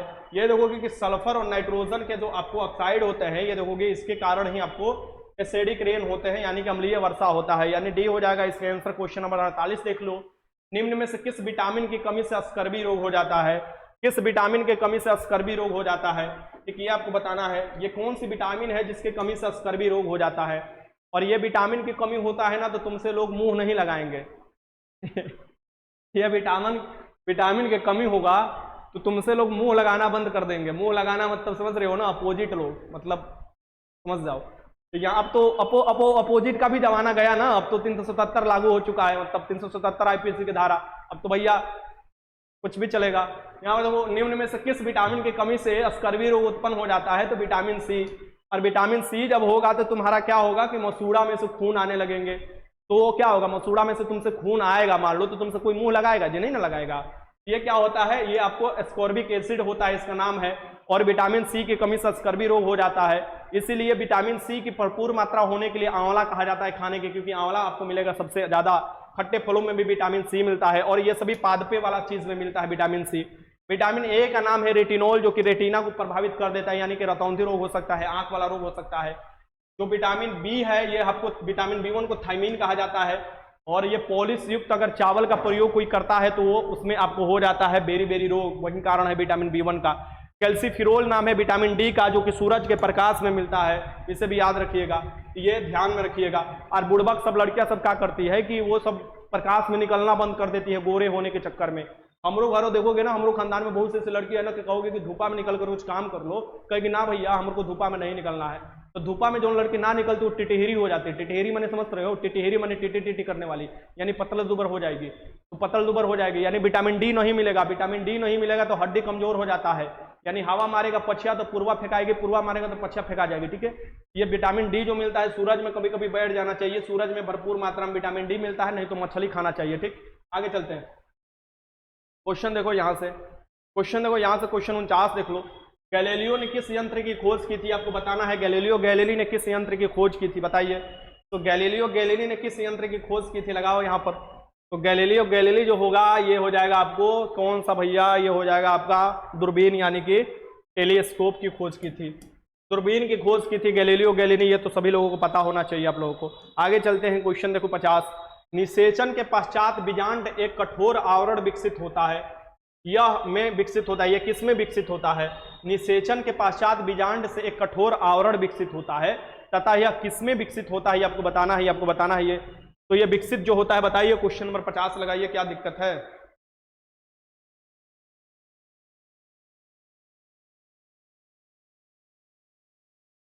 पचास के क्या हो जाएगा यहाँ पर बीज हो जाएगा, 50 के क्या हो जाएगा बीज हो जाएगा। ठीक, यहाँ पर लगा लेना। आगे चलते हैं, क्वेश्चन नंबर 51। परमाणु ऊर्जा संयंत्रों में विद्युत उत्पन्न करने के लिए किस समस्थानिक का प्रयोग किया जाता है। तो परमाणु ऊर्जा जो संयंत्र होते हैं इसमें बोल रहा है कि क्या विद्युत उत्पन्न करने के लिए, तो विद्युत उत्पन्न करने के लिए किस समस्थानिक का प्रयोग किया जाता है ये बताना है। तो ये समस्थानिक जो होता है इसमें यूरेनियम 235 का भरपूर उपयोग किया जाता है।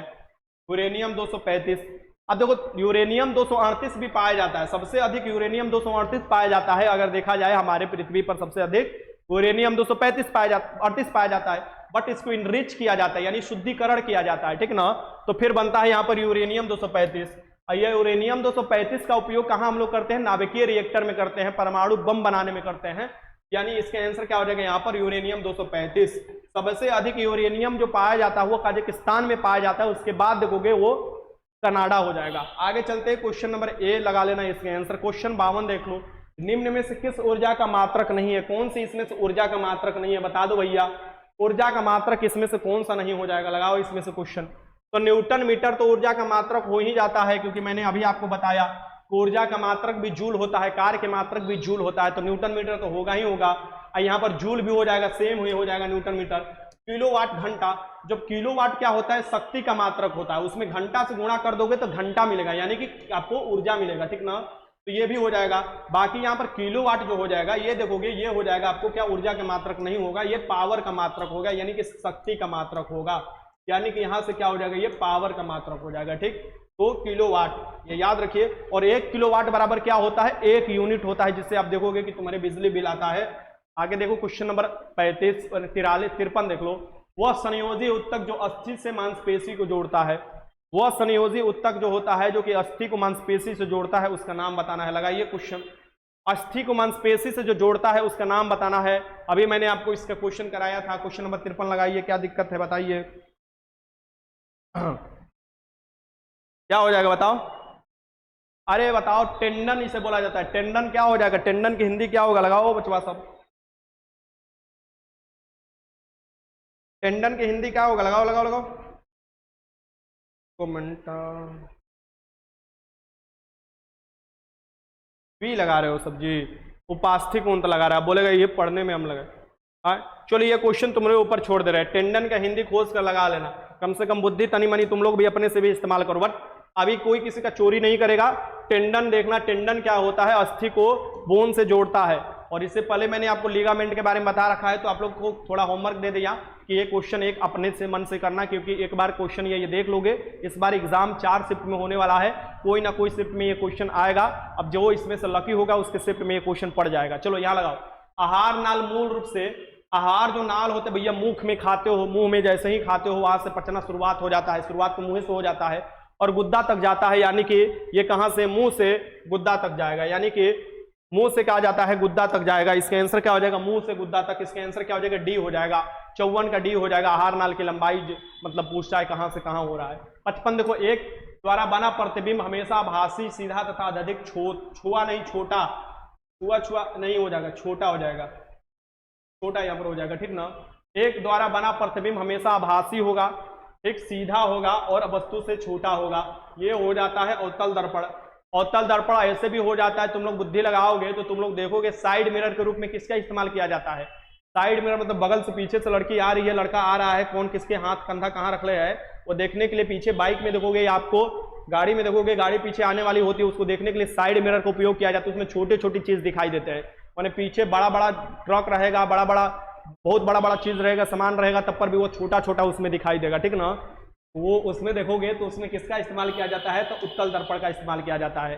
अब देखोगे सामने से जो रहता है उसमें आपको अवतल दर्पण का उपयोग किया जाता है। इसका आंसर क्या हो जाएगा, यहाँ पर उत्तल दर्पण हो जाएगा, इसका इस्तेमाल किया जाता है। चलो आगे देखते हैं क्वेश्चन नंबर 56। प्रथम टीका किसने विकसित किया था। ये देखो ये क्वेश्चन फायरमैन वाला है, ठीक ना। प्रथम टीका किसने विकसित किया था, ठीक, प्रथम टीका बताना है। प्रथम टीका जो है आप देखोगे कि आपको एडवर्ड जेनर ने विकसित किया था, ठीक ना। एडवर्ड जेनर ने देखोगे प्रथम टीका विकसित किया था, इसे भी याद रखिए, क्वेश्चन आपसे पूछता है। तो आगे चलते हैं,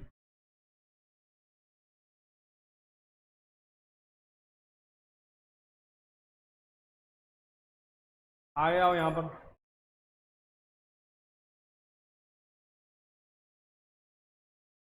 हाँ, क्वेश्चन 57, वायुमंडल में स्थित ओजोन सूर्य से आने वाले विकिरणों को पृथ्वी से रक्षा करती है।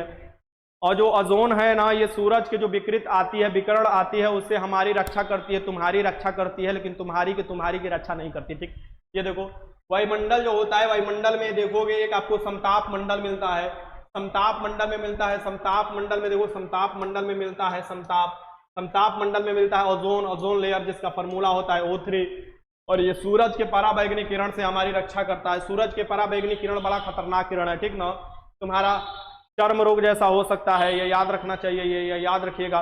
चलो यहाँ पर क्या हो जाएगा, ये आपको बी। और सबसे बड़ा इसका दुश्मन कौन सा है, क्लोरोफ्लोरोकार्बन है, जिसे फ्रियोन कहा जाता है, ठीक ना। आगे चलते हैं, क्वेश्चन देखो, 16 सितंबर को क्या मनाया जाता है, ओजोन डे ना। आगे देखो क्वेश्चन देखो यहाँ पर 58, संपीड़ित प्राकृतिक गैस कौन सी होती है। कंप्रेस्ड नेचुरल गैस जो होता है, जिसे सीएनजी कहा जाता है, सीएनजी जो भरा जाता है, सीएनजी पर देखोगे गाड़ी चलाया जाता है, तो सीएनजी में होता है। बताओ सीएनजी कौन सा गैस होता है, ये लगाना है आप लोगों को, बताइए इसमें से कौन सा होगा, लगाइए क्वेश्चन। सीएनजी क्या पूछ रहे हो जी।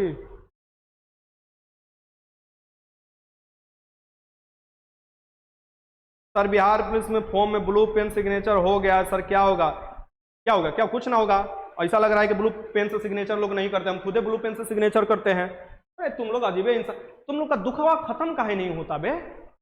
तुम लोग का इतना छोटा छोटा दुख जो है दूसरे पर लाद देते हो, हमको इतना दुख देते हो, तुम लोग समझ में ना आता है। ये छोटी छोटी बातें हमसे काहे तुम लोग पूछते हो कि अब बताओ सिग्नेचर इसका ब्लू पेन से हो गया, तो एक दिमाग में चल रहा है कि क्या हो गया। संपीड़ित प्राकृतिक गैस कौन सी गैस होती है, ये होता है तुम्हारा मीथेन गैस होता है। कौन सा होता है, मीथेन गैस होता है। मीथेन गैस को मार्स गैस कहा जाता है। मीथेन गैस क्या होता है, मार्स गैस होता है। और दलदली क्षेत्रों में मीथेन गैस पाया जाता है। जब किसी भी जंतु को मारा जाता है ना, गाय भैंस कोई भी जंतु, बकरी उकरी, तो उससे भी मीथेन गैस निकलता है। जंतु पगुराई करती है तब पर भी देखोगे मीथेन गैस निकलता है। हमारा कोयले वाला जो खदान होता है उसमें भी मीथेन गैस पाया जाता है।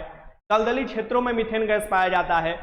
जो तुम्हारा ये होता है ना, जो जिसमें नाला में गिरता है पानी उनी, उसमें भी मीथेन गैस बन जाता है, सड़ता उड़ता है तो। और मीथेन का फॉर्मूला क्या हो जाता है, CH4 हो जाता है। इसे मार्स गैस भी बोला जाता है। इसका आंसर क्या हो जाएगा, यहाँ पर बी हो जाएगा। ये आगे चलते हैं, गोबर गैस भी इसे कहा जाता है। क्वेश्चन 59 देखो, एक अधातु जो कमरे के ताप पर द्रव रूप में मिलती है, एक अधातु जो कमरे के ताप पर द्रव रूप में मिलती है, ये आपको बताना है। लगाइए क्वेश्चन। अंकित बोल रहा है कि सर जी कलर फोटो अपलोड हो गया है, कोई दिक्कत है। अरे थोड़ा दिक्कत तो बहुत है बबुआ, लेकिन हम बताएंगे ना। चलो, एक अधातु जो कमरे के तापमान पर द्रव के रूप में मिलती है, ये बताना है।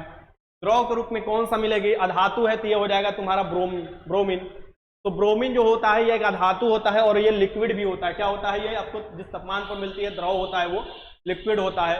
ये देखो फायरमैन में क्वेश्चन पूछा हुआ था, जो एग्जाम हुआ था। और Hg जो होता है पारा होता है। तो धातु अगर यहाँ पर लिख देता, मात्र आ हटा देता है, यहाँ से धातु लिख देता, ये क्या हो जाता? तुम्हारा Hg हो जाता है, यानी पारा हो जाता। पारा क्या है? धातु है जो कमरे के ताप पर द्रव है। क्वेश्चन 60 देख लो यहाँ से।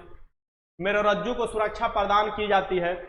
तो मेरुरज्जु जो तुम्हारा होता है उसकी सुरक्षा कैसे प्रदान की जाती है? लगाओ, मेरुरज्जु को सुरक्षा प्रदान की जाती है।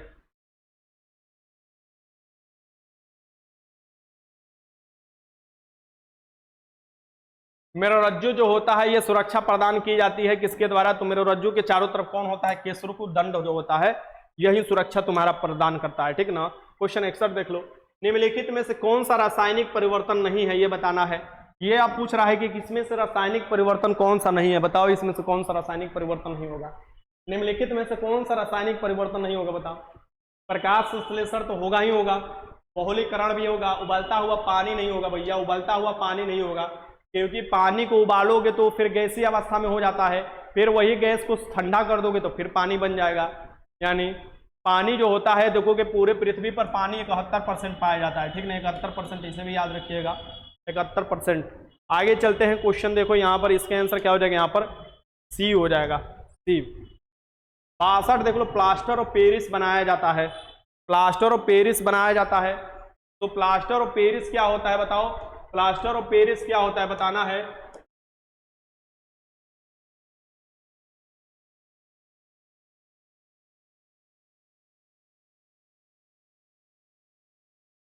बताओ।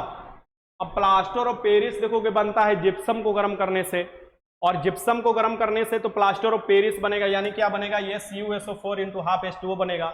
जिप्सम के फॉर्मूला क्या होता है? ये देखो कि CuSO4 × 2H2O होता है, यानी कि जिप्सम को अगर गर्म किया जाए तो प्लास्टर ऑफ पेरिस बनता है, तो ये हो जाएगा इसका आंसर।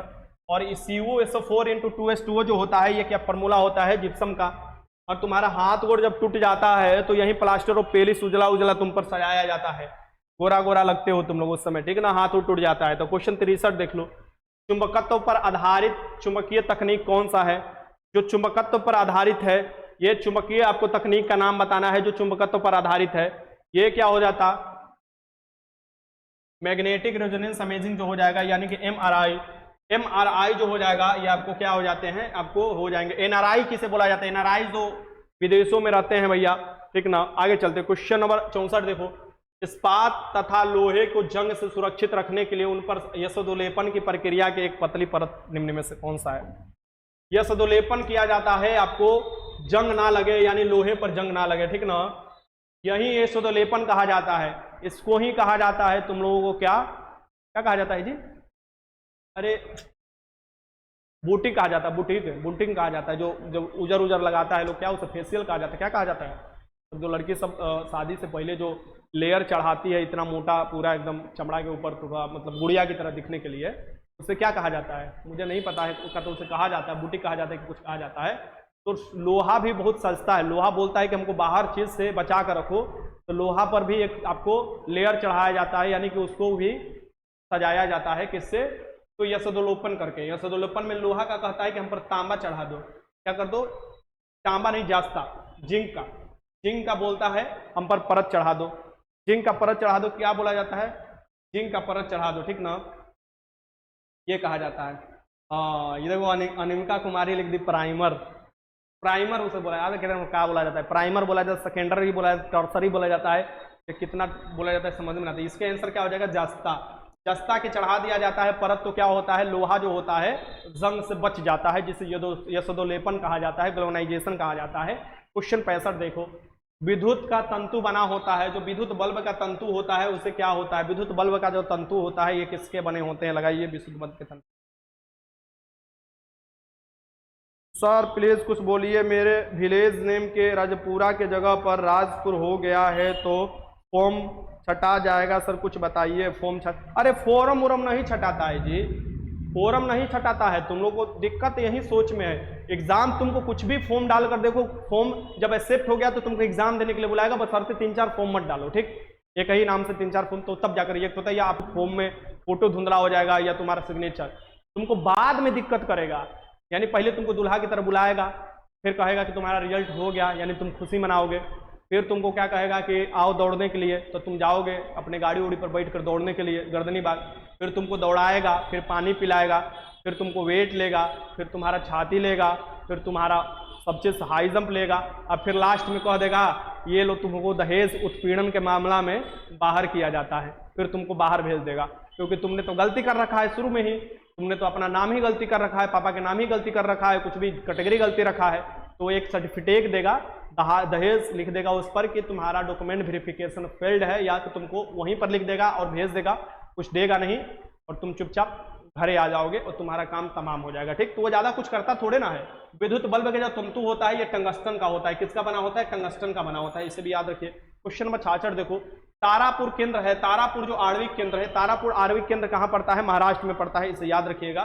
तारापुर आणविक केंद्र कहाँ पड़ता है? महाराष्ट्र में पड़ता है, ठीक, इसे याद रखिएगा।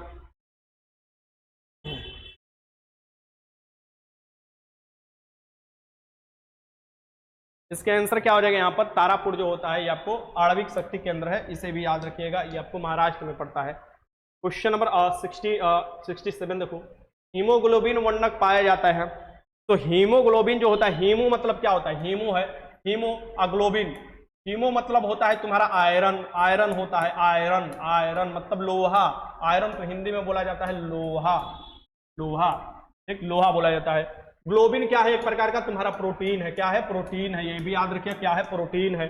अब देखो हीमोग्लोबिन जो होता है ब्लड में लाल के लिए उत्तरदायी होता है, और ये किसका पार्ट होता है भैया? ये पार्ट होता है आरबीसी का, यानी कि रेड ब्लड सेल का, और रेड ब्लड सेल का जीवन काल कितना होता है? 120 दिन होता है।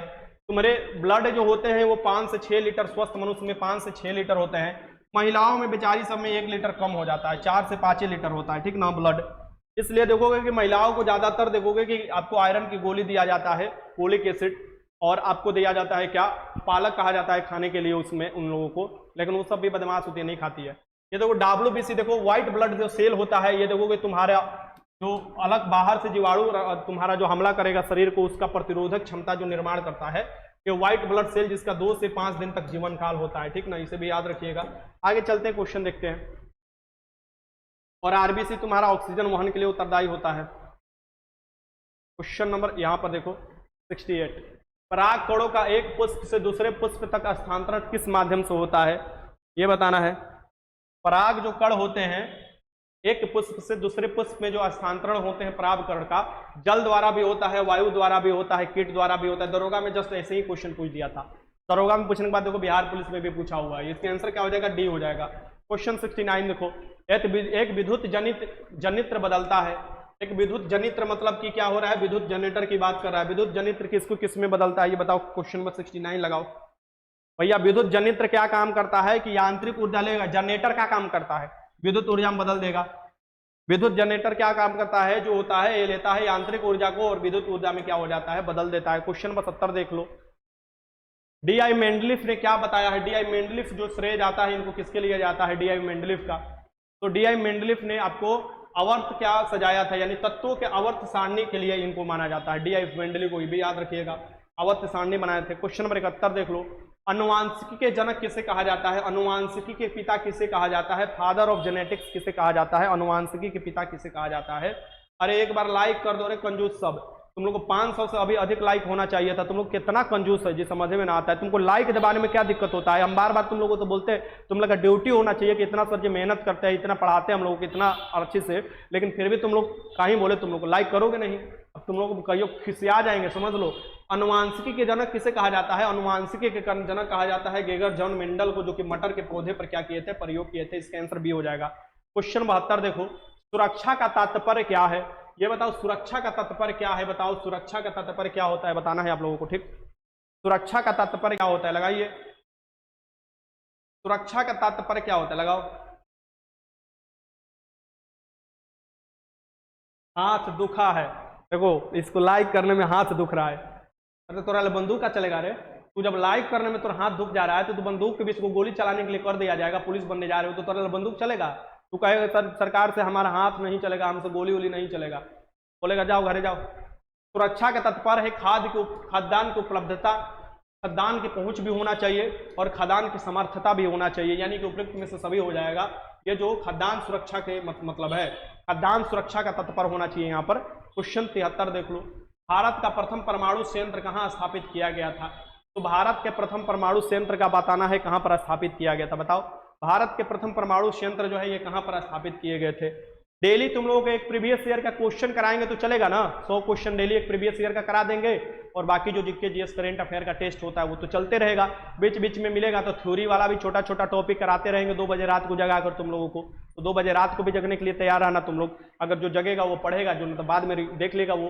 भारत के प्रथम परमाणु संयंत्र कहाँ स्थापित किया गया था? तो भारत के प्रथम परमाणु संयंत्र तारापुर नामक स्थान जो है ये आपको महाराष्ट्र में पड़ता है, वहीं पर स्थापित किया गया था। क्वेश्चन 74 देख लो, कौन भौतिक पूंजी का उदाहरण नहीं है? ये आपको बताना है कौन भौतिक पूंजी का उदाहरण नहीं है, ठीक।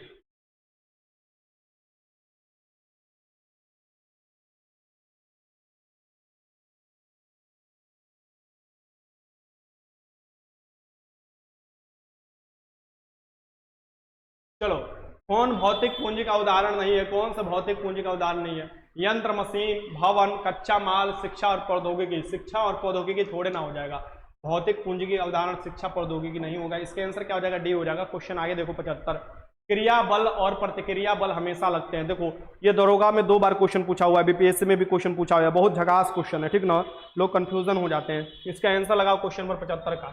ये जो होते हैं न्यूटन का 3rd नियम तुम लोग पढ़े होगे, तो न्यूटन के 3rd नियम के अकॉर्डिंग देखोगे कि क्रिया एवं प्रतिक्रिया क्या होता है? एक ही वस्तु पर एक ही दिशा में, एक ही वस्तु पर विपरीत दिशा में, अलग अलग वस्तुओं पर एक ही दिशा में, अलग अलग वस्तुओं पर लेकिन विपरीत दिशा में। तो जैसे तुम लोग को उदाहरण देते हो कि किसी को एक थप्पड़ मारोगे चट गाल पर, ठीक, वो असल में न्यूटन के 3रे नियम नहीं है। तो सामने मारोगे एक थप्पड़ तो क्रिया के विपरीत प्रतिक्रिया होना चाहिए, ठीक ना। अब प्रतिक्रिया में उठाकर गोली मार दिया तो तुम्हारा काम है तमाम हो जाएगा, न्यूटन का नियम यहाँ पर फेल हो जाएगा, काम खत्म हो जाएगा। और न्यूटन के नियम ऐसे भी नहीं करता। न्यूटन के नियम कब काम करता है? थप्पड़ मारना न्यूटन के नियम नहीं होता है। थप्पड़ जब गाल पर चिपकता है ना, ऐसे ऐसे मानो चिपकता है, तो गाल भी इधर से मार रहा है, मतलब गाल भी लगा रहा है, यानी एक वस्तु ये हो गया, 2 वस्तु हो गया, ये इधर लगा रहा है, ये इधर पुश कर रहा है, तो दोनों। और कंटाप एकदम खींच कर मारोगे तो वहां पर न्यूटन एकदम खुश हो जाते हैं, न्यूटन के आत्मा जो है ना वो खुश हो जाता है, कहता कि वाह अब हमारा नियम सफल हुआ।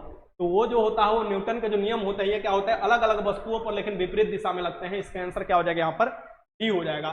तो न्यूटन के आत्मा को अगर तृप्ति देना है ना तो इनके नियम का बार बार उपयोग करते रहो, इनके नियम के बार बार उपयोग करोगे ना तो खुश हो जाएंगे वो, ठीक। आगे देखो क्वेश्चन नंबर 76, निम्नलिखित में से किसका बीज प्रोटीन और वसा तेल का प्रचुर होता है? ये बताओ, ये जो बीज होता है इसका, ये उसमें आपको प्रोटीन भी होता है और वसा तेल भी होता है। तो तुम लोग जानते हो क्या? आंसर तो मन में सोच लिए होगे, जो मध्य प्रदेश में होता है। तो लगाओ इसका आंसर क्या हो जाएगा? तो प्रोटीन का सबसे अधिक जो स्रोत होता है ये सोयाबीन में होता है, और सोयाबीन का तुम लोग तेल भी खाए ही होंगे, खनुआ। यहाँ पर जो हो जाएगा सोयाबीन हो जाएगा। सोया प्रदेश किसे कहा जाता है? मध्य प्रदेश को कहा जाता है। क्वेश्चन 77 देख लो, बादल या कोहरा किस कोलाइडी निकाय का उदाहरण है? तो बादल या कोहरा जो होता है ये किस कोलाइडी निकाय का उदाहरण होता है? ये आपको लगाना है। लगाइए क्वेश्चन, क्या दिक्कत है? सर जी एज रिलैक्सेशन दिलवाइए। बबुआ अपने तरफ से जितना हो सका था, जितना मैंने पता किया उतना किया। अब जितना हो सके मैंने आप लोगों को जानकारी दिया। अब आप लोगों को खुद की लड़ाई खुद से भी कुछ लड़ दो प्लीज, ठीक ना। हमारे तरफ जितना हुआ मैंने किया, और जानते हो तुम लोग कि समय भी हमारे पास बहुत कम मिलता है, तो ये भी हमारा बतवा थोड़ा बहुत दुखवा लगेगा, लेकिन बतिया सही बता रहे तुम लोगों को। लगाओ इसके आंसर, क्या लगा रहे हो? सी, 77 के आंसर सी। बहुत अच्छे। चलो, द्रव गैस के परिक्षेपित होता है, यहां पर क्या हो जाएगा? द्रव गैस। इसके आंसर क्या हो जाएगा? यहाँ पर सी हो जाएगा, सी हो जाएगा। आगे चलते हैं, यहाँ देख लो क्वेश्चन 78 देख लो, अक्षय नवीकरणीय ऊर्जा का स्रोत के उदाहरण है। अक्षय पहले होना चाहिए, इसका क्षय नहीं होगा, नवीकरणीय भी हो जाएगा, बार बार उपयोग किया जा सकता है। इसमें कौन सा ऊर्जा का स्रोत है? उदाहरण बताना है, ये बताइए इसमें से कौन सा हो जाएगा? एक तो पहले अक्षय मतलब क्षय नहीं होगा जल्दी से, और नवीकरणीय में इसकी बार बार उपयोग भी किया जा सकता है। तो इसका आंसर क्या हो जाएगा? सौर ऊर्जा। सूरज भगवान वाला जो ऊर्जा होता है, सौर सेल वाला जो ऊर्जा होता है वो आपको हो जाएगा। क्वेश्चन 79 लगा लो। एक परितंत्र के सभी हरे पौधे और नील हरित शैवाल जिनमें प्रकाश संश्लेषण की क्षमता होती है वो वर्ग में आते हैं। देखो जिसमें प्रकाश संश्लेषण की क्षमता होगी, जो कि फोटोसिंथेसिस करेंगे, हरे होंगे, या नील हरित शैवाल भी इसी के अंतर्गत आ जाएगा। और ये कौन सा होते हैं बताना है, ये होते हैं उत्पादक। ये किसके अंतर्गत आते हैं, उत्पादक के अंतर्गत आते हैं, इसे भी याद रखिएगा, उत्पादक। विघटनकारी के अंतर्गत जो लास्ट में आता है, मरे हुए जीवों को मिट्टी में मिला देता है, सड़े हुए गले हुए गला देता है। इसके आंसर क्या हो जाएगा, सी हो जाएगा। क्वेश्चन यहाँ पर 88 देख लो। बायोगैस का मुख्य घटक किससे कहा जाता है? बायोगैस हुआ, गोबर गैस हुआ, ये जो आपको इसका मुख्य घटक होता है ये आपको बताना है, इसमें से कौन होगा, लगाइए इसके आंसर।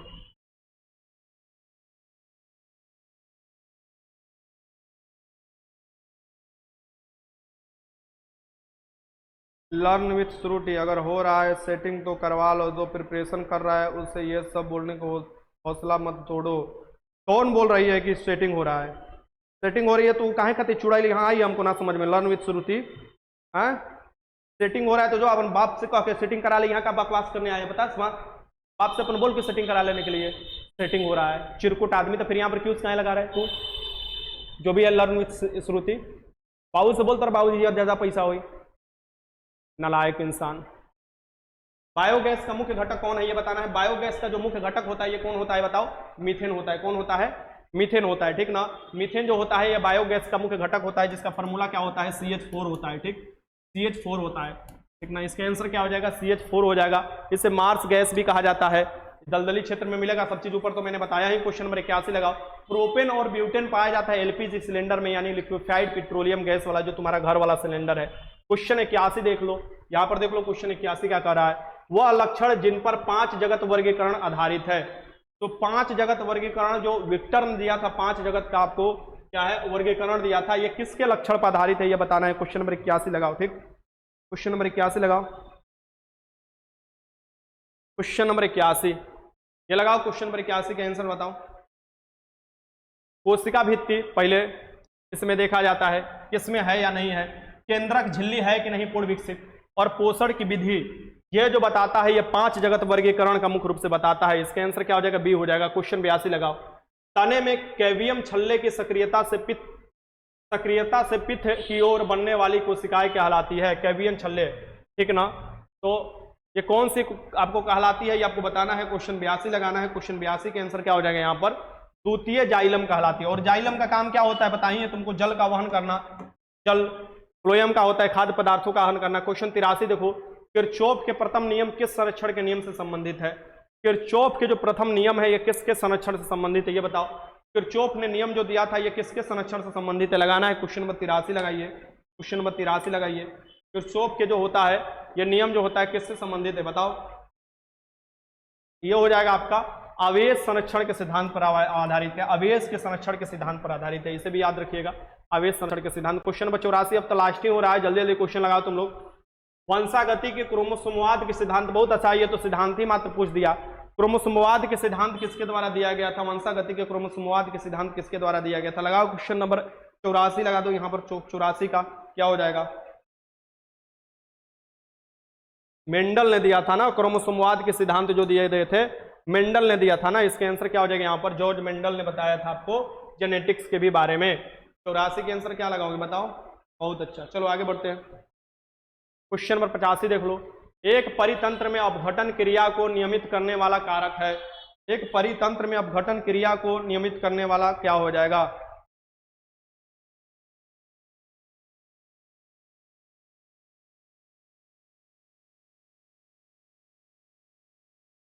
लगाओ लगाओ क्वेश्चन लगाओ।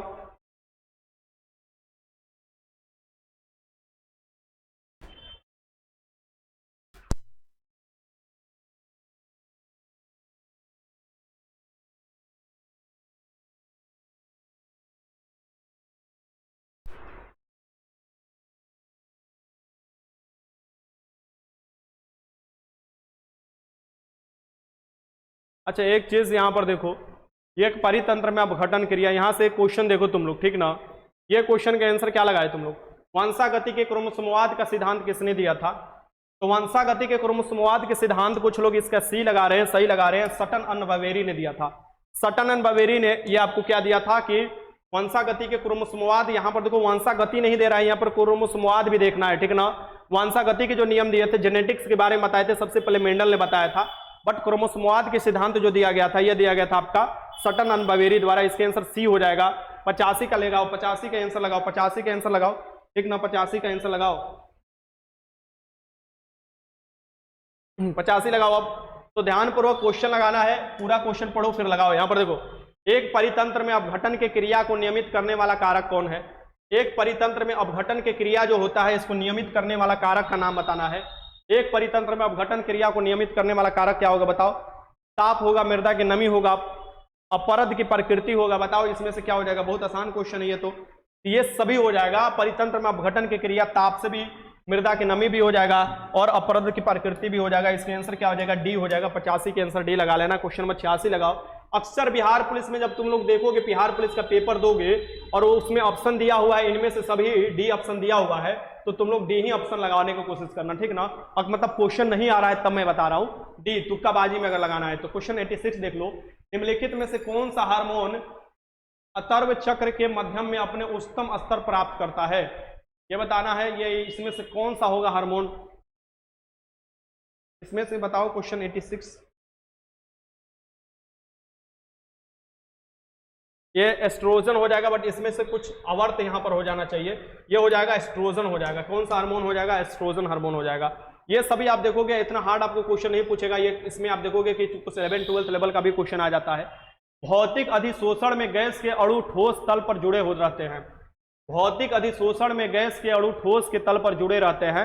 रासायनिक बल के द्वारा, स्थिर विद्युत बल के द्वारा, गुरुत्वाकर्षण बल के द्वारा या वंडरवाल बल के द्वारा। भौतिक अधिशोषण में गैस के अणु ठोस तल पर जुड़े होते हैं। ये किस ठोस तल पर जुड़े होते हैं, किसके द्वारा, ये आपको बताना है। लगाइए क्वेश्चन नंबर 87।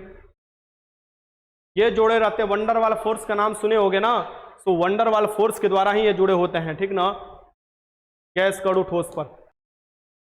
डी हो जाएगा। क्वेश्चन नंबर 88 देख लो, सामान्यतः स्वार्थिक उपयोग में ले जाने वाली बायोरिएक्टर कौन सी है? इसमें से बताना है ये कौन सी बायोरिएक्टर है जो कि समानता अधिक प्रयोग में ली जाती है। एयरलिफ्ट बायोरिएक्टर, ब्लियोडित हाउस बायोरिएक्टर, सॉलिड स्टेट किण्वन बायोरिएक्टर या शून्यक बायोरिएक्टर। इसमें से किसका प्रयोग किया जाता है? कहोगे सर जी तो बड़ी हार्ड क्वेश्चन आ गया है। ये सब क्वेश्चन तुमको 11-12 में पढ़ने को मिलेगा, ठीक ना। 11-12 पढ़ोगे तब जाकर तुमको बायोलॉजी वाला क्षेत्र मिलेगा, ठीक ना, या तो केमिस्ट्री में। ये देखो, ब्लियोडित हाउस बायोरिएक्टर इसमें सबसे हो जाएगा। इसके आंसर क्या हो जाएगा? स्वार्थिक उपयोग में लिया जाता है, बी हो जाएगा। क्वेश्चन नंबर 89 देख लो, उस गुण का चयन कीजिए जो नाभिकीय संलयन का अभिलक्षण नहीं है। नाभिकीय संलयन का अभिलक्षण, ये तो आसान क्वेश्चन है, पर इसे भी स्टेटमेंट बनाकर दे दिया है, लेकिन यहां से क्वेश्चन देखोगे तो ये आसान है। ये क्वेश्चन लगाने की कोशिश करोगे तो आराम से लग जाएगा। ये क्वेश्चन लगाओ, उस गुण का चयन कीजिए जो नाभिकीय संलयन का अभिलक्षण नहीं है। नाभिकीय संलयन का गुण नहीं है। लगाइए क्वेश्चन नंबर 89 लगा लीजिए। 89 यहां पर देख लेना है। नाभिकीय संलयन अभिक्रिया सूर्य, तारों तथा हाइड्रोजन बम में होती है। एकदम सही है। अब ये पूछ रहा है नहीं दिया हुआ है, इसके लिए क्रांतिक द्रव्यमान की आवश्यकता होती है, बहुत ज्यादा द्रव्यमान होता है, ठीक ना। नाभिकीय संलयन में हल्के तत्व मिलकर भारी तत्व का निर्माण करते हैं। यह कम ताप पर होती है। भैया तापमान तो इतना चाहिए कि कुछ कहने योग्य ना। ये देखो कि जब नाभिकीय संलयन होगा तो उसमें काफी ज्यादा तापमान चाहिए होता है, तो ये कमरे के ताप पर थोड़े ना हो जाएगा। इसका आंसर क्या हो जाएगा? डी हो जाएगा, क्योंकि यही गलत स्टेटमेंट दिया हुआ है। आगे चलते क्वेश्चन नंबर 90 देख लो, ऑक्सीजन के एक अणु का द्रव्यमान कितना होता है? ऑक्सीजन के जो एक अणु होते हैं ये बताना है। देखते कौन लगाता है। इसमें से ई वाला ऑप्शन रख लो। ई वाला ऑप्शन में तुम लोग लिख सकते हो, यहाँ पर बताओ, ई वाला ऑप्शन में लिख सकते हो, यहाँ पर 8 लिख लो। अब बताओ इसका आंसर क्या हो जाएगा? इसका आंसर लगाओ, 90 का आंसर लगाओ, 90 का आंसर लगाओ। बताओ 90 का आंसर। एक दूसरे से चीटिंग मत करो, ठीक ना, एक दूसरे का चेपो मत।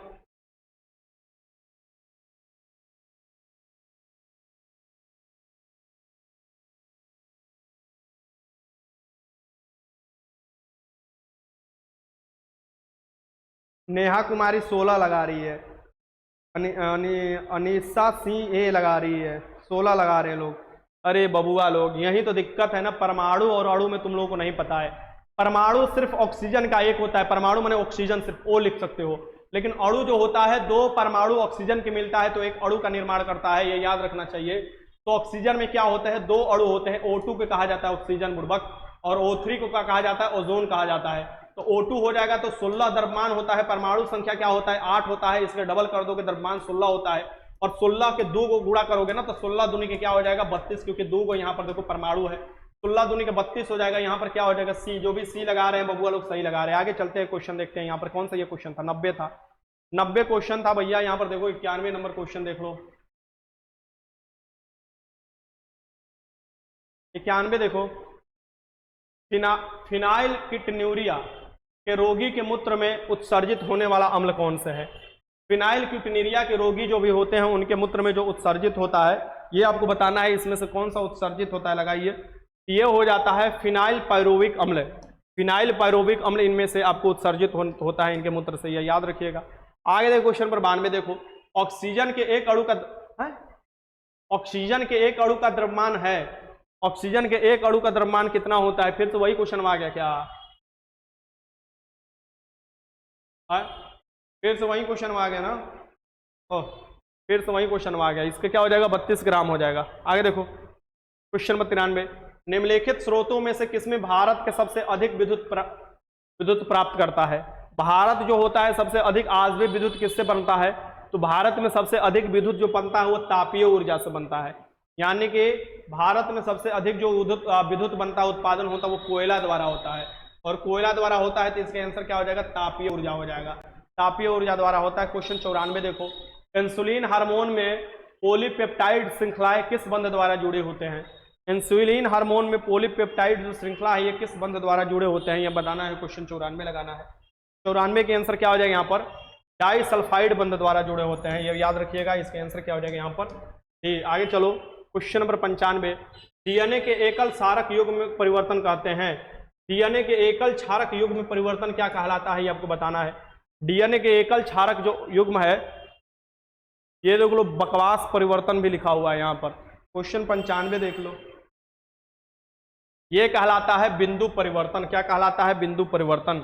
ठीक, आगे चलते क्वेश्चन देखो। क्वेश्चन नंबर 96, मटर के पौधे पर अध्ययन के लिए मेंडल ने कितने विप्रियोर्स विशेषक चयनित किए थे। तो मटर के लिए अध्ययन करने के लिए आपको मेंडल ने जो चयनित किए थे, कितने विप्रियोर्स विशेषक आपको चयनित किए थे, तो ये 7 किए थे मेंडल ने, और साधारण मटर का पौधा भी था। क्वेश्चन 97 देखो, भूपृष्ठीय तापमान व्युत्क्रमण वायुमंडल की निचली परत में बढ़ाता है। अब ये देखो वायुमंडल में देखोगे जो आपको ये व्युत्क्रमण मतलब कि उल्टा हो जाता है। व्युत्क्रमण मतलब क्या होता है, भूपृष्ठीय तापमान उल्टा हो जाता है। यानी हम लोग जानते हैं कि ऊपर की तरफ जाएंगे तो तापमान होता है कम, लेकिन इसमें सीधे उल्टा हो जाता है।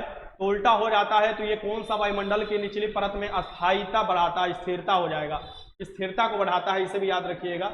इसके आंसर हो जाएगा क्वेश्चन 98 देख लो, परजीवी गाय रोजी के दूध में मिलने वाला प्रोटीन है। बताओ, रोजी जो गाय है इसके परजीवी गाय है, मतलब कि ये बताना है परजीवी। कोई कुछ पूछ रहा है क्या। सर बोर्ड से न्यू डॉक्यूमेंट्स लिखवाया हूँ, इशू डेट न्यू दिया हूँ और हम पुराने वाले दिए हैं। बताओ, तुम बताओ, खुद ही अपने बुद्धि लगाओ तुम्हें कि तुम नया वाला इशू डेट दे दिए हो और पुराना वाला तुम डॉक्यूमेंट का सीरियल नंबर दे दिए हो। तुम्हारे जैसा मूर्ख इंसान कौन होगा। अरे तुमको जब देना ही था, जब पुराने वाला ही दे सकते सीरियल नंबर। क्या तुम जब डॉक्यूमेंट वेरिफिकेशन करने जाओगे तुमसे 10th या 12th का सर्टिफिकेट मांगेगा जो सुधरवाए होगे, तो उसमें तुम क्या दोगे, दोनों लगा कर दोगे, फेंक देगा तुम्हारे मुंह पर। पहले तुम पुराना लगा कर दोगे कि मान लो नया वाला नहीं एक्सेप्ट करता है तो पुराना वाला दोगे, और फिर बोलोगे सर जी हमने सुधार करवाया था तो ये मेरा रहा नया वाला। तो तुम्हारा वही हाल हो गया कि आधा मतलब कुछ और आधा कुछ और। अरे कोई भी काम करो तो बढ़िया से एगो काम करना चाहिए ना, एगो कायदे ले काम करना चाहिए। परजीवी गाय जो होती है, ये परजीवी मतलब कि यहाँ पर देखो जेनेटिक्स बदलाव किया होगा परजीवी गाय इसमें, और इसमें रोजी जो नाम इसका है, इसके दूध में मिलने वाला देखो इसमें बदलाव कर कर इसके दूध जो आपको होता है यह प्रोटीन युक्त बनाया जाता है। तो प्रोटीन युक्त बनाया जाएगा तो इसमें क्या मिलेगा, मानव में आपको देखो मानो अल्फा लैक्टिक ल्यूमिन हो जाएगा यहाँ पर, ठीक ना, मतलब लेक्ट एल्बुमिन, मानो अल्फा लेक्ट एल्बुमिन यहाँ पर दूध में इसका मिलता है, यानी प्रोटीन ज्यादा होता है इस दूध में जो आपको परजीवी गाय रोजी है। देखो ना गायों का भी नाम रोजी रख दिया गया है। यहाँ देख लो क्वेश्चन नंबर 99, सीएनजी मुख्य रूप से बनी होती है देखो ये क्वेश्चन ऊपर दिया था कि कंप्रेस्ड नेचुरल गैस किससे बनी होती है, संपीड़ित जो गैस, वही इंग्लिश में देखो फिर से दोबारा क्वेश्चन पूछ दिया है कि सीएनजी जो होता है, कंप्रेस्ड नेचुरल गैस जो होता है, ये किससे बना होता है, तो मीथेन से बना होता है। ये दोबारा क्वेश्चन पूछ दिया, इसका आंसर क्या हो जाएगा, मीथेन हो जाएगा। 100 नंबर क्वेश्चन देखो, रसोई में प्रयुक्त की जाने वाली बर्तनों पर ना चिपकने वाला परत क्या होता है, कि बर्तन देखोगे उस पर नहीं चिपकेगा, इसके लिए कौन सा परत का इस्तेमाल किया जाता है, रसोई गैस में देखोगे तो बताओ इसका इस्तेमाल जो किया जाता है उसका क्या है, ये बताना है आप लोगों को। तो टेफ्लॉन का नाम तुम लोग सुने होगे, काला काला टेफ्लॉन का उपयोग किया जाता है, न चिपकने वाली, ठीक ना, ये चिपकेगा नहीं बर्तन पर, ठीक ना। तो ये आप देखोगे रसोई गैस में प्रयुक्त होने वाले बर्तनों पर न चिपकने वाली परत जो होती है टेफ्लॉन होती है। चलो यहाँ पर तुम्हारा काम तमाम हुआ, 100 का 100 क्वेश्चन। ऐसे 4 सेट है साइंस का, लगभग 350 से 400 क्वेश्चन साइंस का है प्रीवियस ईयर का, एकदम पूरा क्वेश्चन कर लेना है तुम लोगों को, एकदम मौज मस्ती से, कोई दिक्कत नहीं होगा तुम लोगों का, ठीक। चलो हाल चाल बढ़िया है ना, सब चीज ध्यान रखना अपना, ठीक ना, हाँ अच्छे से अपना ध्यान रखो। चलो चलो चलो चलो, कदम कदम बढ़ाए जाओ, खुशी के गीत गाए जाओ, जिंदगी